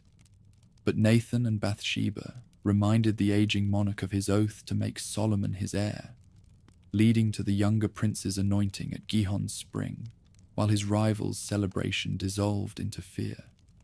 The ruler's final charge to Solomon carried both practical wisdom and spiritual insight that would guide the young king through challenges ahead. As his years waned, the sovereign pressed the importance of keeping the Lord's statutes and walking the path laid out by heaven, assuring that loyalty would preserve the dynasty. But he also provided detailed instructions for temple construction and arrangements for Levitical service that would transform Solomon's reign into the golden age of covenant worship. When the monarch died after 40 years of rule, 7 in Hebron and 33 in Jerusalem, he left his son more than a unified kingdom and accumulated wealth. Raised from the flock, the shepherd king forged a vision of rule, where sacred purpose met human accountability. building structures that would endure beyond his life and rest. With him in the city he made holy. Solomon's accession to the throne marked the beginning of Israel's most prosperous era, when the promises made to Abraham about his descendants becoming a great nation would find their earthly fulfillment. The wisdom that the new ruler would request at Gibeon, the temple he would build according to his father's plans, and the glory that would make his reign legendary among nations lay ahead, like sunrise after a long night of preparation. When Solomon died after 40 years of unprecedented prosperity, the kingdom he left behind gleamed like gold, but groaned beneath burdens that royal wisdom had imposed upon unwilling shoulders. The magnificent temple crowned Jerusalem's heights with cedar and bronze, while trade routes brought exotic wealth from distant lands. Yet beneath this golden surface, resentment simmered like fire beneath ashes, waiting for the spark that would ignite civil war. Rehoboam, Solomon's chosen heir, journeyed north to Shechem, where the tribal representatives had gathered to confirm his succession. This ancient site, where Abraham had first received divine promises and where Joshua had renewed the covenant, now witnessed negotiations that would determine whether the united monarchy would endure or fragment into competing kingdoms. The delegation that met the new ruler came prepared with grievances accumulated through Solomon's reign. Jeroboam, son of Nebat, who had fled to Egypt after leading earlier resistance against royal policies, now returned to voice the northern tribes' demands. His words carried the weight of popular discontent that wise leadership might have addressed through compromise and reform. While recognizing Solomon's greatness, the petitioners also drew attention to the heavy toll his achievements had taken. The forced labor that had built the temple and royal palaces, the heavy taxation that had funded international trade and diplomatic marriages, the administrative districts that had broken traditional tribal boundaries.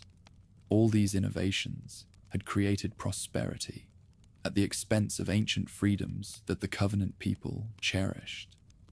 Their request struck at the heart of royal governance as they asked Rehoboam to lighten the heavy yoke his father had placed upon them.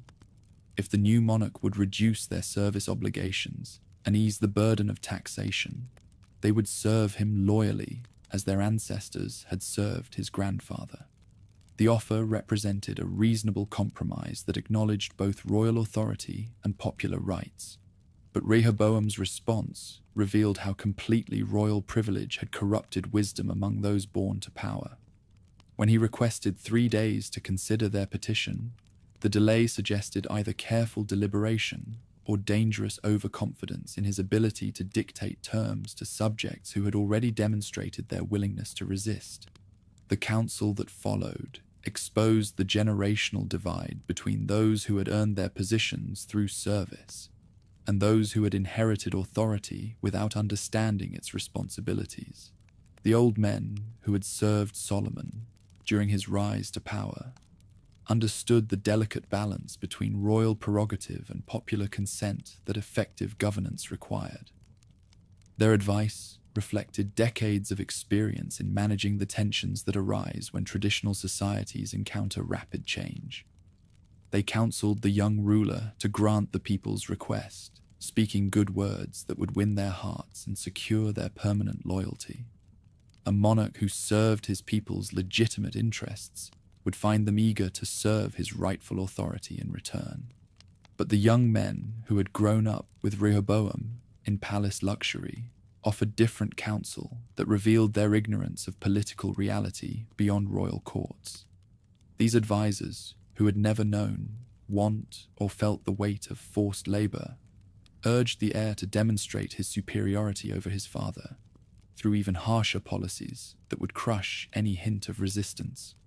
Their words dripped with contempt for common people, whom they regarded as mere resources to be exploited, rather than citizens whose consent legitimized royal rule. They advised Rehoboam to tell the petitioners that his little finger was thicker than his father's waist, that where Solomon had chastised them with whips, his son would chastise them with scorpions.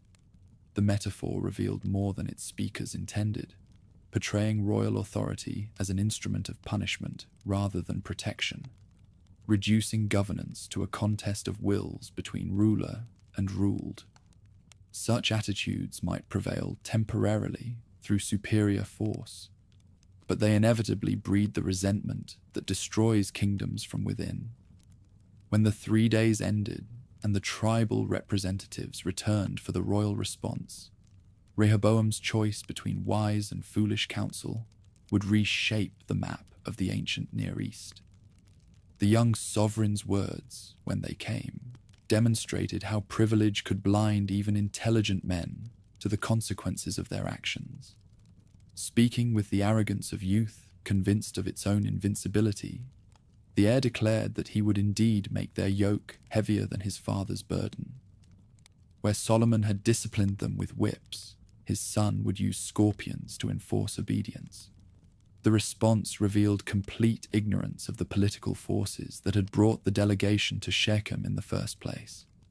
The reaction came swift and decisive as 10 tribes renounced their allegiance to the house of the shepherd king, with words that echoed earlier rebellions against royal authority.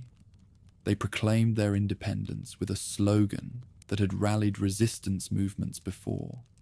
They had no portion in the son of Jesse, no inheritance in his descendants. Let every man return to his tents, while the rejected dynasty looked after its own house. From that moment on, the covenant people were split into 2 kingdoms, and the unity they once knew never returned. The northern 10 tribes chose Jeroboam as their ruler, establishing a separate monarchy that controlled the larger portion of Solomon's former territory. Only Judah and Benjamin remained loyal to Rehoboam, creating a southern kingdom centered on Jerusalem and its temple. This division went beyond political conflict. It exposed clashing visions for the future of the covenant community. The north embraced a more traditional model that emphasized tribal autonomy and popular participation in governance, while the south maintained the Davidic monarchy with its emphasis on centralized authority and dynastic succession.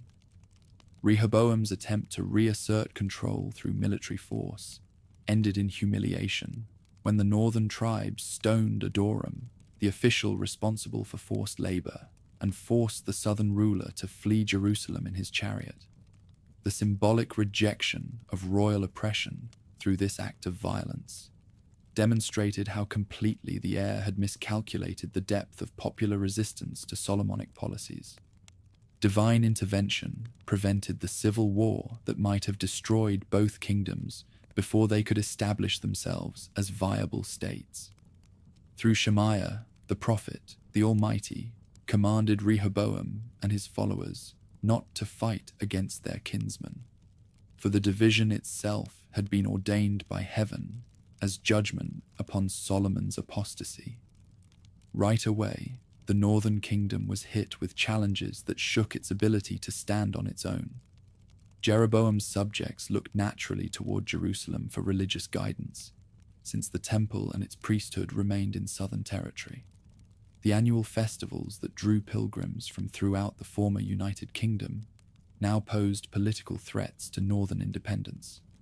The new ruler recognized that religious loyalty could easily translate into political allegiance, undermining his authority if his people continued worshipping at Solomon's temple. His solution revealed both political shrewdness and spiritual blindness, as he created alternative worship centers that would keep his subjects' devotion focused within his own borders. At Dan in the far north and Bethel near the southern border, Jeroboam erected golden calves that he proclaimed as the gods who had brought the people up from Egyptian bondage. The choice of symbols carried historical resonance, for these were the same images that had once tempted the covenant people during their wilderness wanderings. But the northern ruler calculated that familiar religious forms would ease the transition from temple worship to his new system. Jeroboam's innovation cut deeper than ceremony. He handed priestly duties to non-Levites, a clear departure from Moses' command to preserve that role for Levitical families. He also established new festivals to compete with Jerusalem's celebrations, creating a complete religious system that would serve his political purposes while maintaining the appearance of covenant faithfulness. Still, these changes struck at the heart of the religious unity that had held the covenant community together since Moses received the law at Sinai.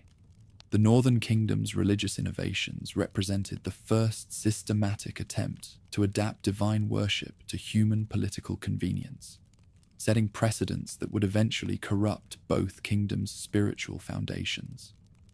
The Southern Kingdom, while maintaining control of the temple and its priesthood, faced its own challenges as it adapted to governing a much smaller territory with reduced resources.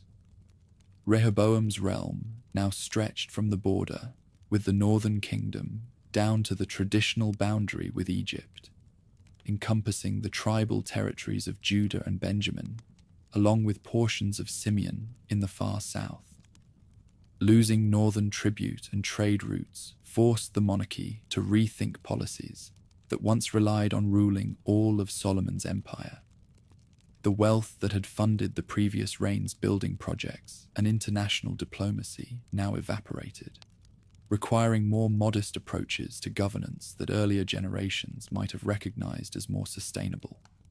Despite everything, the Southern Kingdom preserved important assets that would be essential for its lasting survival. Jerusalem's prestige as the city where heaven had chosen to place its name attracted pilgrims and tribute from throughout the region, while the temple's priesthood provided continuity with ancient traditions that northern innovations could not replicate. The Davidic dynasty also carried legitimacy that Jeroboam's northern monarchy lacked, for the covenant promises made to the shepherd king continued to resonate among those who remembered prophecies of eternal rule. Though the kingdom had been divided, the royal line that heaven had established still occupied the throne where the Ark of the Covenant rested. Both kingdoms faced external threats that their division made more dangerous than they would have been for a united monarchy. Egypt, which had provided refuge for Jeroboam during his exile, now saw opportunity in Hebrew weakness to reclaim influence over territories that had once acknowledged Pharaoh's supremacy. In Rehoboam's 5th year, Shishak, king of Egypt, marched north with a massive army that included Libyans and Nubians, along with Egyptian forces. This invasion represented the first serious external threat the divided kingdoms had faced, testing whether their separate armies could defend territories that Solomon's united forces had easily controlled. As Egypt's forces surged forward, it was Judah that bore the heaviest blow. Fortified cities fell, and even Jerusalem stood under threat. The crisis forced Rehoboam to strip the temple and royal palace of their golden treasures, using Solomon's accumulated wealth to purchase withdrawal of forces that might otherwise have destroyed his capital. The humiliation went beyond mere financial loss as the southern ruler replaced the golden shields that had symbolized his father's glory with bronze substitutes that proclaimed to all observers how far royal fortunes had declined. The substitutions served as a constant reminder that the kingdom's golden age had ended with consequences that would be felt for generations. While Egypt didn't strike the northern kingdom directly, the foreign support that made it possible soon became a source of compromise. Jeroboam's debt to Pharaoh for sanctuary during his exile created obligations that limited his freedom to pursue policies that might conflict with Egyptian interests in the region. As years passed, the division that had begun as a political disagreement hardened into permanent hostility between kingdoms that shared common ancestry but competing claims to represent the true covenant community. Border warfare became endemic as each realm sought to expand its territory at the other's expense, while both competed for the loyalty of tribes and cities that might shift allegiance based on immediate advantages. The religious consequences of division proved even more devastating than the political effects, as competing claims to authentic worship created confusion among people who had once shared common festivals and traditions. The Northern Kingdom's innovations, while serving immediate political needs, opened doors to syncretism and apostasy that would eventually corrupt both realms' spiritual foundations. Prophetic voices arose to condemn the division and its consequences, warning that the covenant people's strength had always depended upon their unity under divine authority. But these warnings went largely unheeded, as political necessity and royal pride prevented the reconciliation that might have restored the kingdom David had built and Solomon had adorned. Generation after generation followed the same divided path, with 19 northern and 20 southern monarchs presiding over kingdoms increasingly estranged from their united origins. Neither realm would ever again achieve the prosperity and security that the united monarchy had enjoyed at its height. Even so, divine purposes continued working through human failure, as the divided kingdoms preserved different aspects of the covenant heritage that might otherwise have been lost. The North maintained stronger connections to tribal traditions and popular participation in governance, while the South preserved the temple worship and Davidic lineage through which ultimate restoration would eventually come. The tragedy of division thus contained seeds of hope for those who remembered that the same divine power which had brought judgment could also bring healing to a people willing to acknowledge their failures and return to the paths their ancestors had walked. But such restoration lay far in the future, beyond years of conflict and apostasy that would test whether covenant promises could survive the consequences of human pride and political ambition. Out of the covenant, people's divided lands came 200 years of downfall, unfolding like scrolls stained with grief and blood. The northern realm, calling itself by the ancient name that recalled Jacob's wrestling with heaven, pursued policies that led inexorably toward destruction. The southern territory, clinging to the Davidic dynasty and Jerusalem's temple, followed a more erratic path that alternated between reform and apostasy, like a drunkard stumbling toward an abyss. In Samaria, the northern capital that Omri had built upon a hill purchased for 2 talents of silver, a succession of rulers demonstrated the instability that plagued kingdoms founded upon rebellion rather than divine appointment. Coups and assassinations marked royal transitions as competing factions seized power through violence, creating a pattern of political chaos that weakened the realm's ability to resist external threats. The religious innovations that Jeroboam had introduced to prevent his subjects from returning to Jerusalem's temple gradually evolved into something far more dangerous than mere political expedients. What began as alternative worship centers at Dan and Bethel became gateways through which foreign influences corrupted the ancient faith that had sustained the covenant people since Moses received the law at Sinai. Ahab's son of Omri epitomized the northern kingdom's spiritual decline when he married Jezebel, daughter of Ethbaal, king of the Sidonians.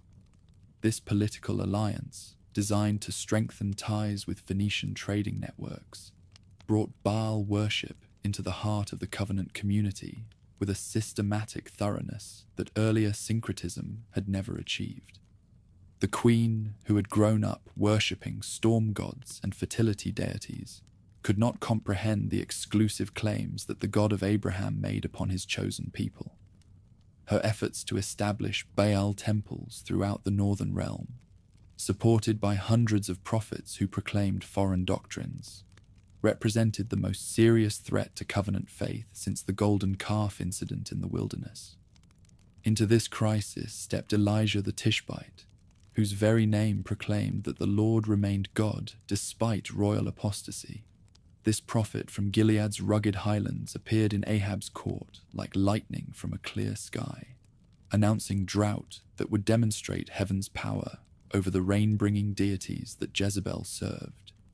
For 3 years, the heavens remained sealed, while crops withered and streams dried up across the northern territory.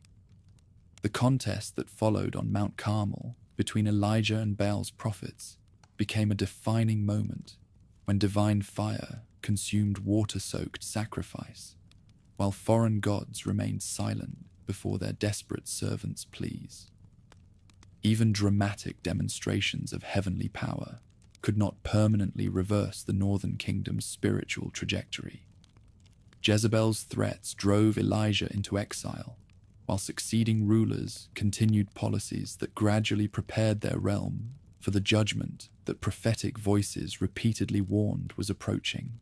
Like storm clouds gathering on distant horizons, Elisha, who received Elijah's mantle when his master was taken up in a whirlwind, continued the prophetic ministry that sought to recall the northern tribes to their covenant obligations. His miracles demonstrated divine compassion, even as his words proclaimed coming judgment upon rulers who persisted in policies that violated the ancient laws Moses had delivered. But prophetic intervention could only delay the consequences of systematic apostasy that had corrupted every level of northern society. When Jehu, son of Jehoshaphat, son of Nimshi, received divine commission to destroy Ahab's house, his zealous purge eliminated Baal worship while establishing new patterns of partial obedience that fell short of complete reformation. The revolution that brought Jehu to power demonstrated both the possibility of change and the limitations of reform movements that addressed symptoms while leaving deeper problems unresolved. The new dynasty abandoned Baal worship but maintained the golden calves at Dan and Bethel, creating a religious system that mixed covenant elements with innovations that gradually weakened the northern realm's spiritual foundations. As the northern territory's internal stability deteriorated, external pressures mounted like weights added to scales already approaching their breaking point. Assyrian expansion from Mesopotamian heartlands brought a military machine that had never known defeat into contact with Hebrew kingdoms, whose divisions made unified resistance impossible. Shalmaneser III first demanded tribute from Ahab, demonstrating Assyrian power while allowing local rulers to maintain nominal independence as long as they acknowledged imperial supremacy.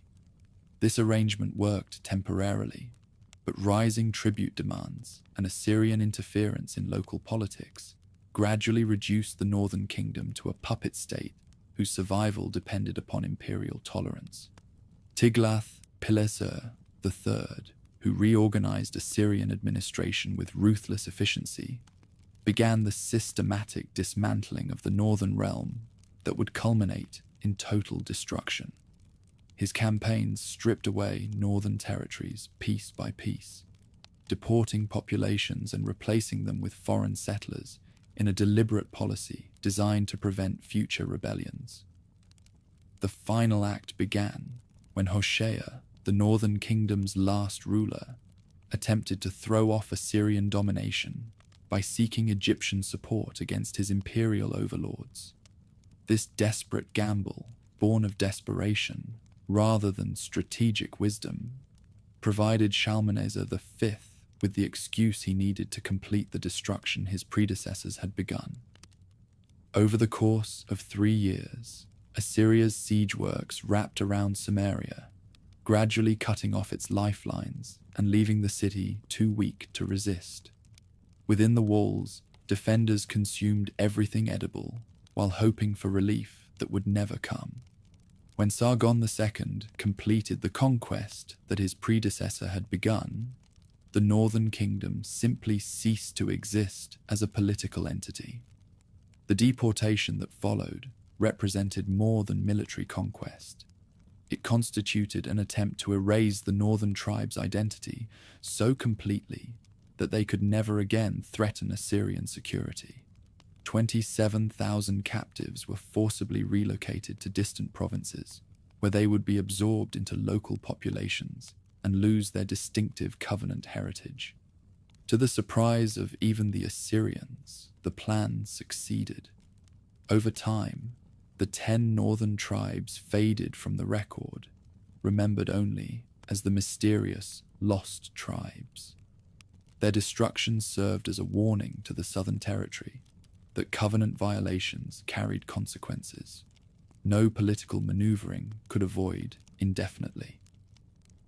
In Jerusalem, news of Samaria's fall struck like lightning, illuminating the darkness that royal policies had created around the remaining kingdom.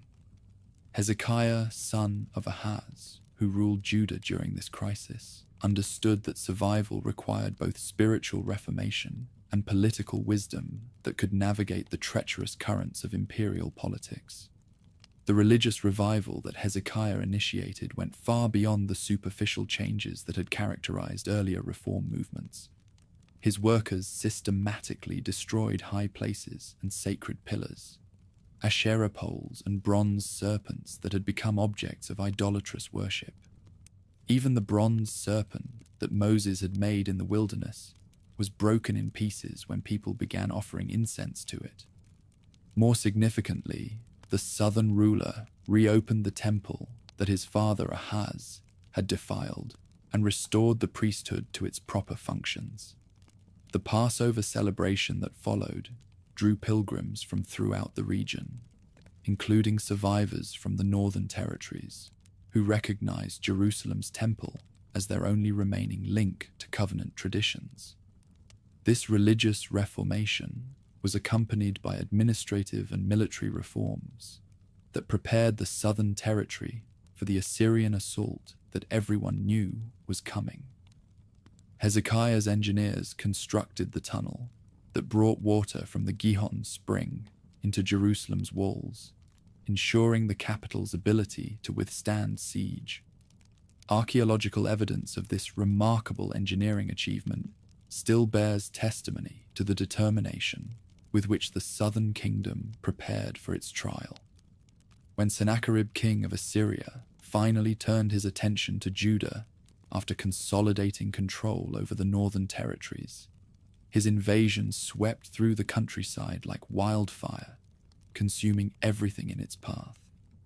46 fortified cities fell to Assyrian siege engines, while their populations were carried away into captivity that promised to duplicate the northern kingdom's fate. The siege of Jerusalem that followed tested every aspect of Hezekiah's preparations as Assyrian forces surrounded the city with earthworks and siege engines that had never failed to reduce enemy strongholds. Within the walls, defenders watched their food supplies dwindle, while enemy heralds proclaimed the futility of resistance against imperial might. Sennacherib's psychological warfare included messages designed to undermine Jewish morale by reminding them how easily other gods had fallen before Assyrian power. The Rabshakeh's speeches, delivered in Hebrew so that common people on the walls could understand, painted vivid pictures of the fate awaiting those who trusted in divine protection against imperial reality. But the God of Abraham had not abandoned his covenant people despite their failures, and the deliverance that came demonstrated divine power, working through means that no human strategy could have devised. In a single night, the angel of the Lord struck down 185,000 Assyrian soldiers, forcing Sennacherib to withdraw to Nineveh, where he was later assassinated by his own sons. This miraculous deliverance extended the southern kingdom's existence for more than a century, providing time for spiritual and political developments that would shape the covenant community's future in ways no contemporary observer could have anticipated. Yet the reprieve also created dangerous complacency among those who interpreted survival as divine approval of their current condition rather than gracious opportunity for repentance. Manasseh, Hezekiah's son, ruled longer than any other Judean monarch while systematically undoing his father's reforms and leading the southern territory deeper into apostasy than it had ever known. His 55-year reign brought Assyrian religious practices into the temple itself, defiling the holy place with altars to foreign gods, and even sacrificing his own son in the fire. Instead of learning from the fall of the north, the king repeated the same mistakes that had drawn judgment on Samaria. His persecution of faithful prophets and righteous citizens filled Jerusalem with innocent blood, while his syncretistic religious policies corrupted the covenant faith that had sustained the community through previous crises. Even in the depths of this bleak era, a door remained open. Manasseh's downfall under Assyrian rule led him into exile, where hardship taught him lessons that peace had not. His eventual reforms, though too late to undo the damage, proved that mercy could still reach the most unlikely of hearts. Josiah, Manasseh's grandson, initiated the most thorough religious reformation in Judean history when workmen discovered the Book of the Law during temple repairs.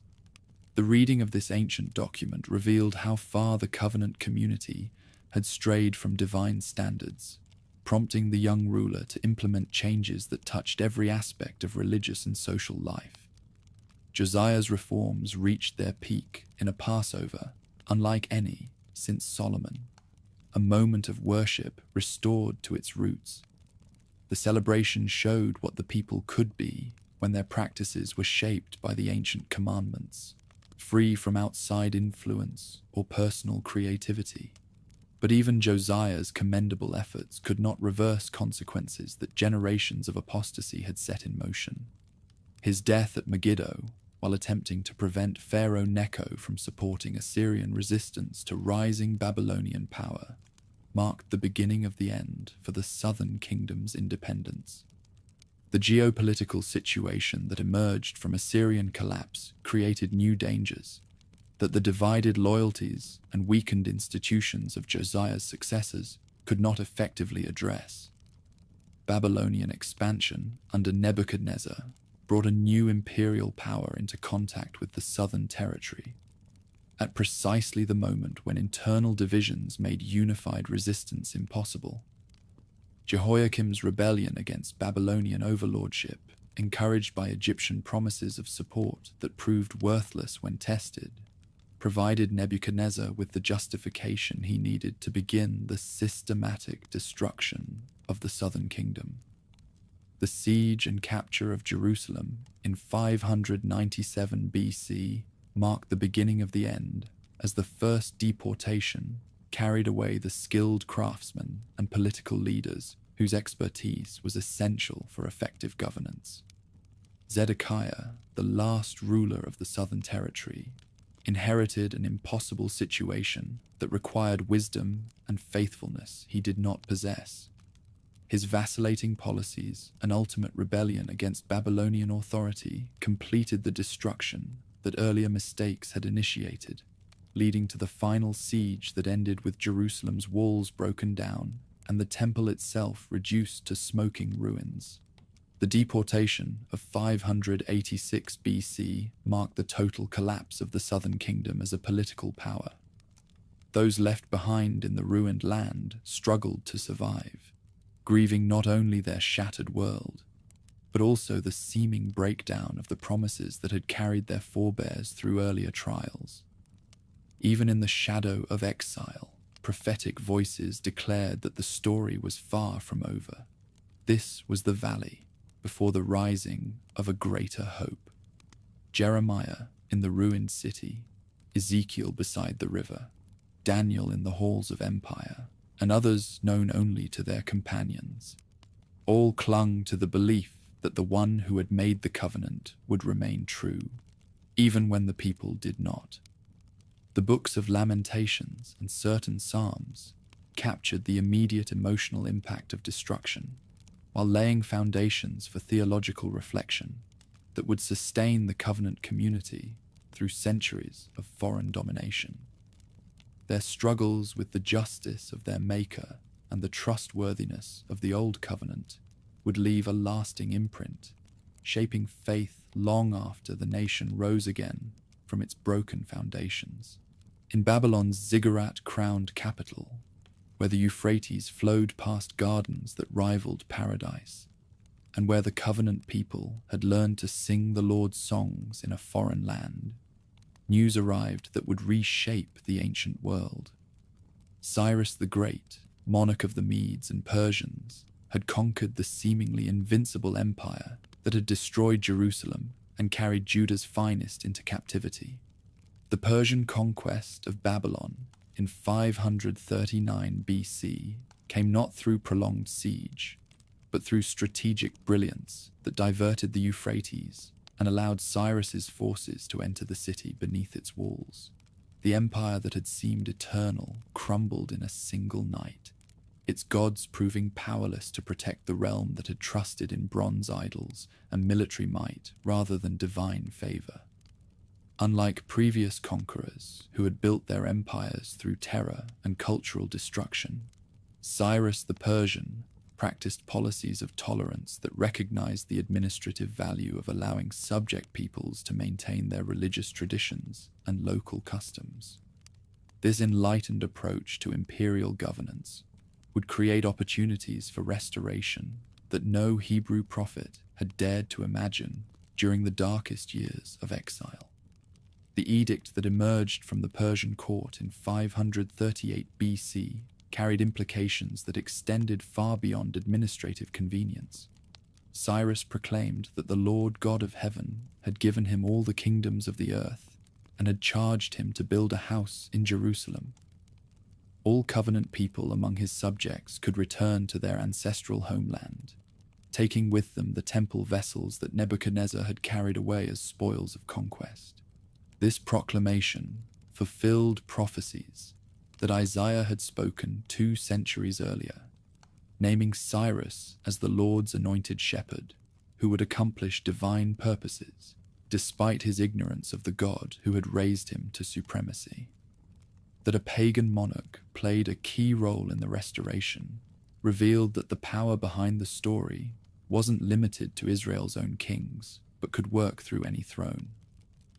The response to this opportunity revealed how profoundly exile had changed the covenant community's character and aspirations.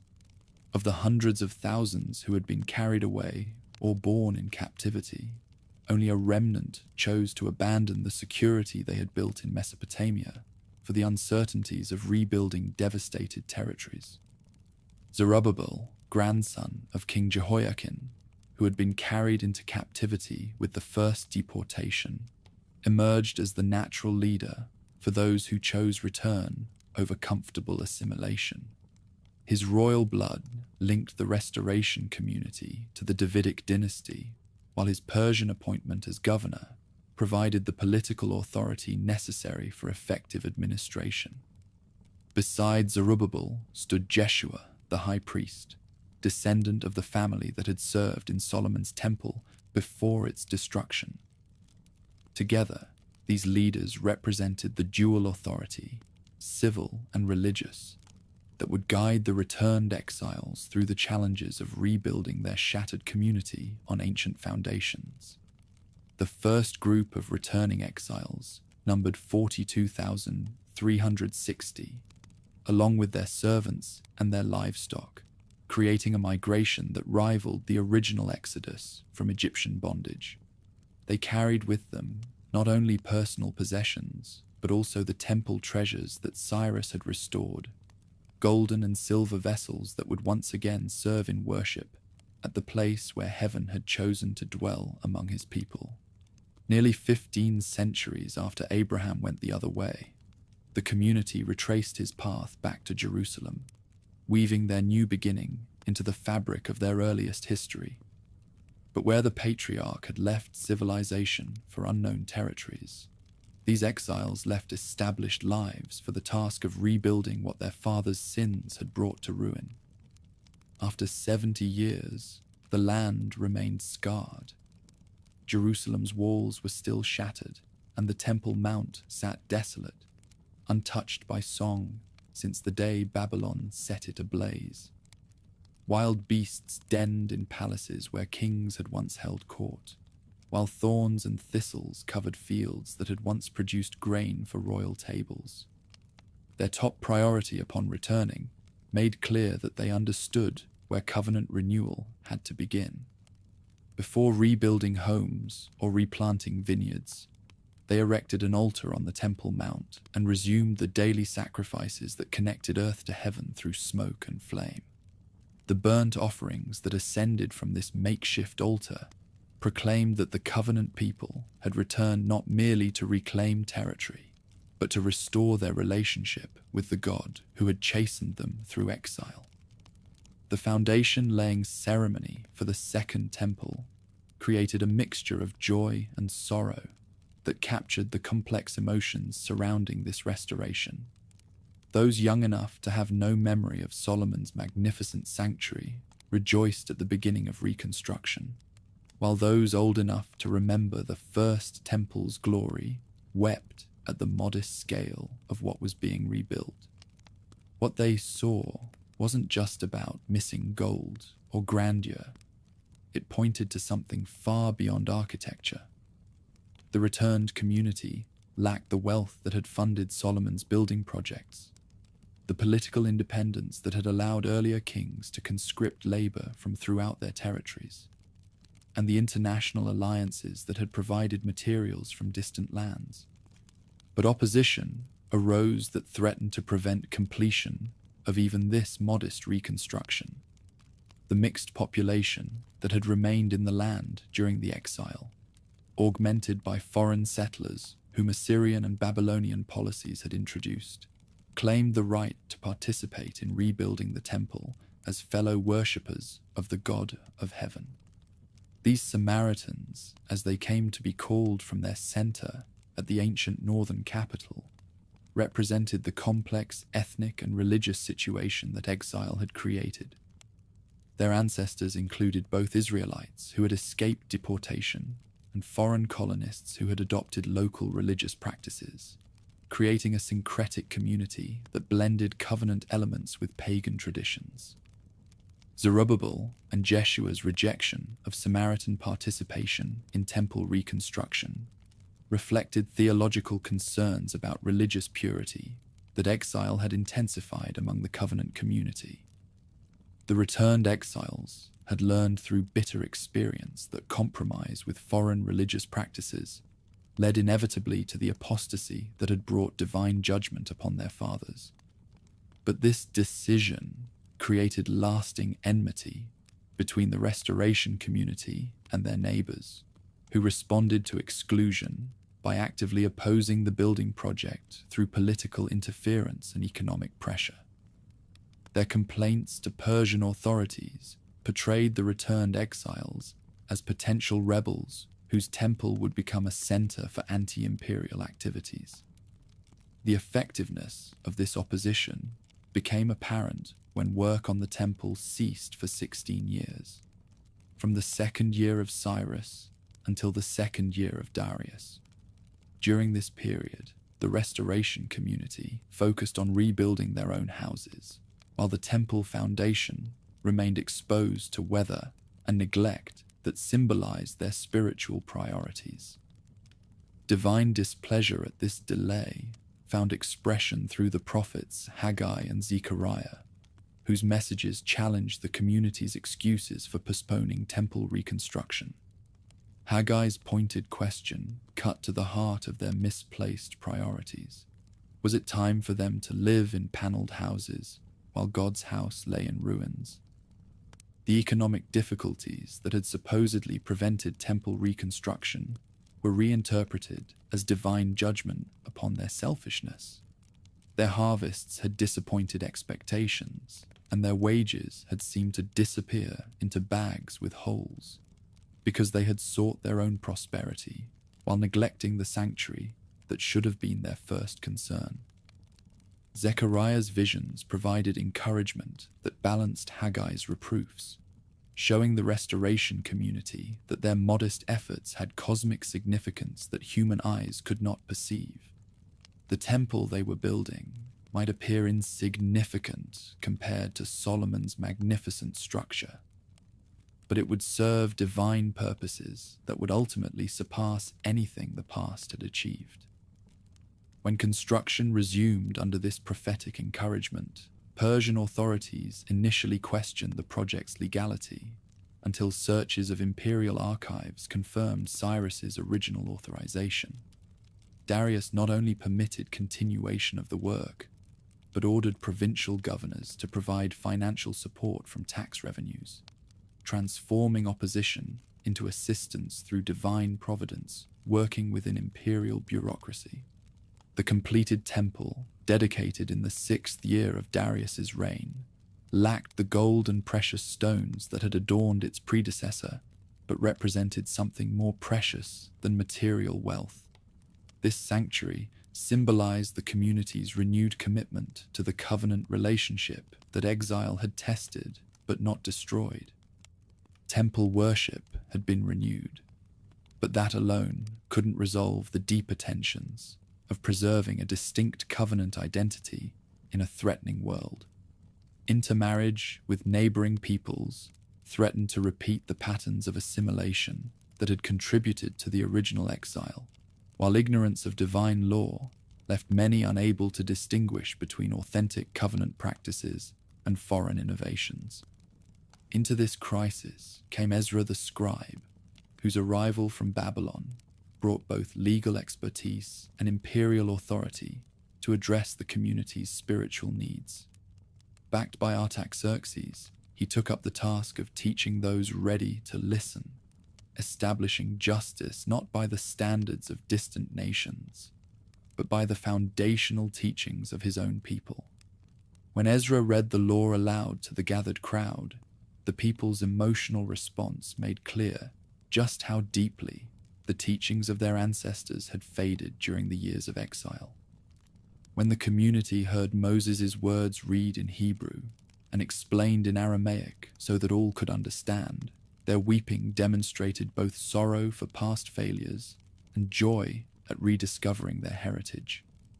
The reforms that followed addressed practical issues whose resolution was essential for the community's survival as a distinct people.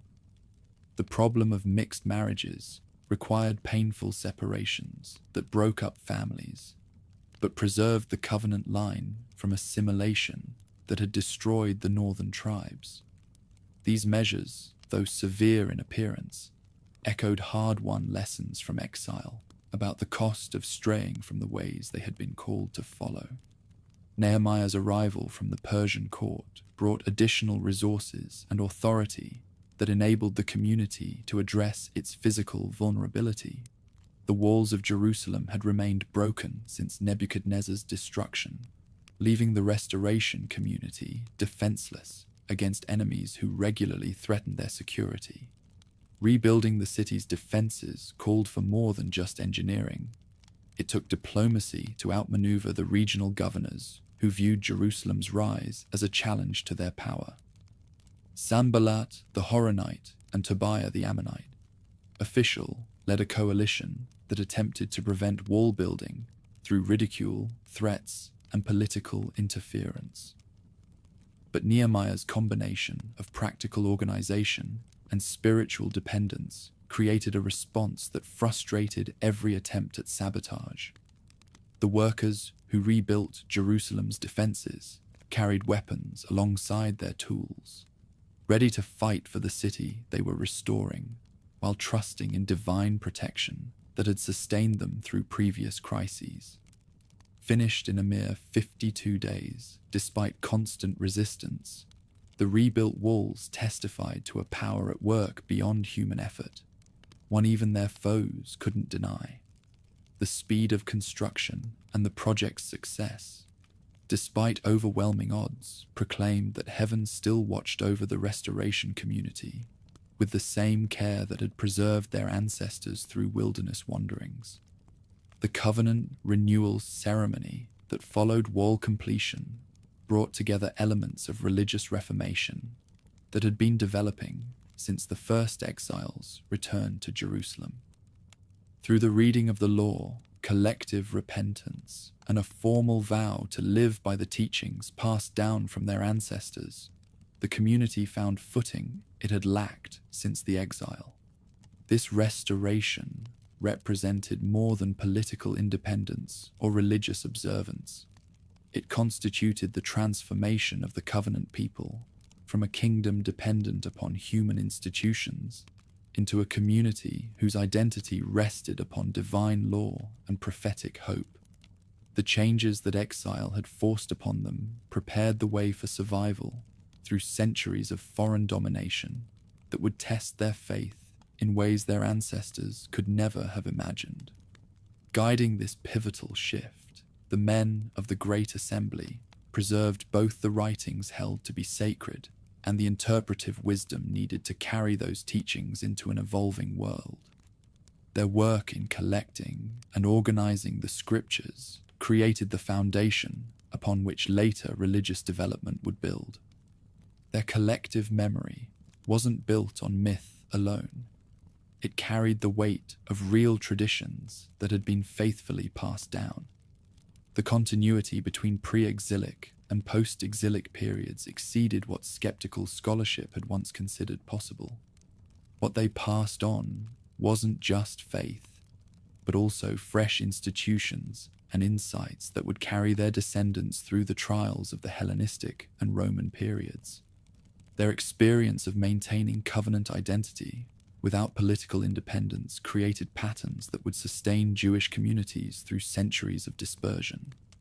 The messianic hopes that flourished during this period drew upon the Davidic promises that had sustained the royal dynasty through its rise and fall, but transformed them into expectations that transcended political restoration. The coming Anointed One would establish a kingdom that no earthly empire could destroy, fulfilling promises that human kings had been unable to achieve. Out of the exile rose a community that had learned to cherish the teachings of their tradition more than wealth, to pursue holiness over political ease, and to believe in a future restoration beyond anything their forebears had seen. Their suffering carved out a readiness for a mission that would reach past their borders to bless all peoples. The story that had begun with Abraham's journey from Ur toward an unknown land thus found its climax not in earthly kingdoms that rose and fell like waves upon the shore, but in the preservation of promises that would outlast empires and sustain hope through centuries when heaven seemed silent and heavenly purposes appeared to slumber.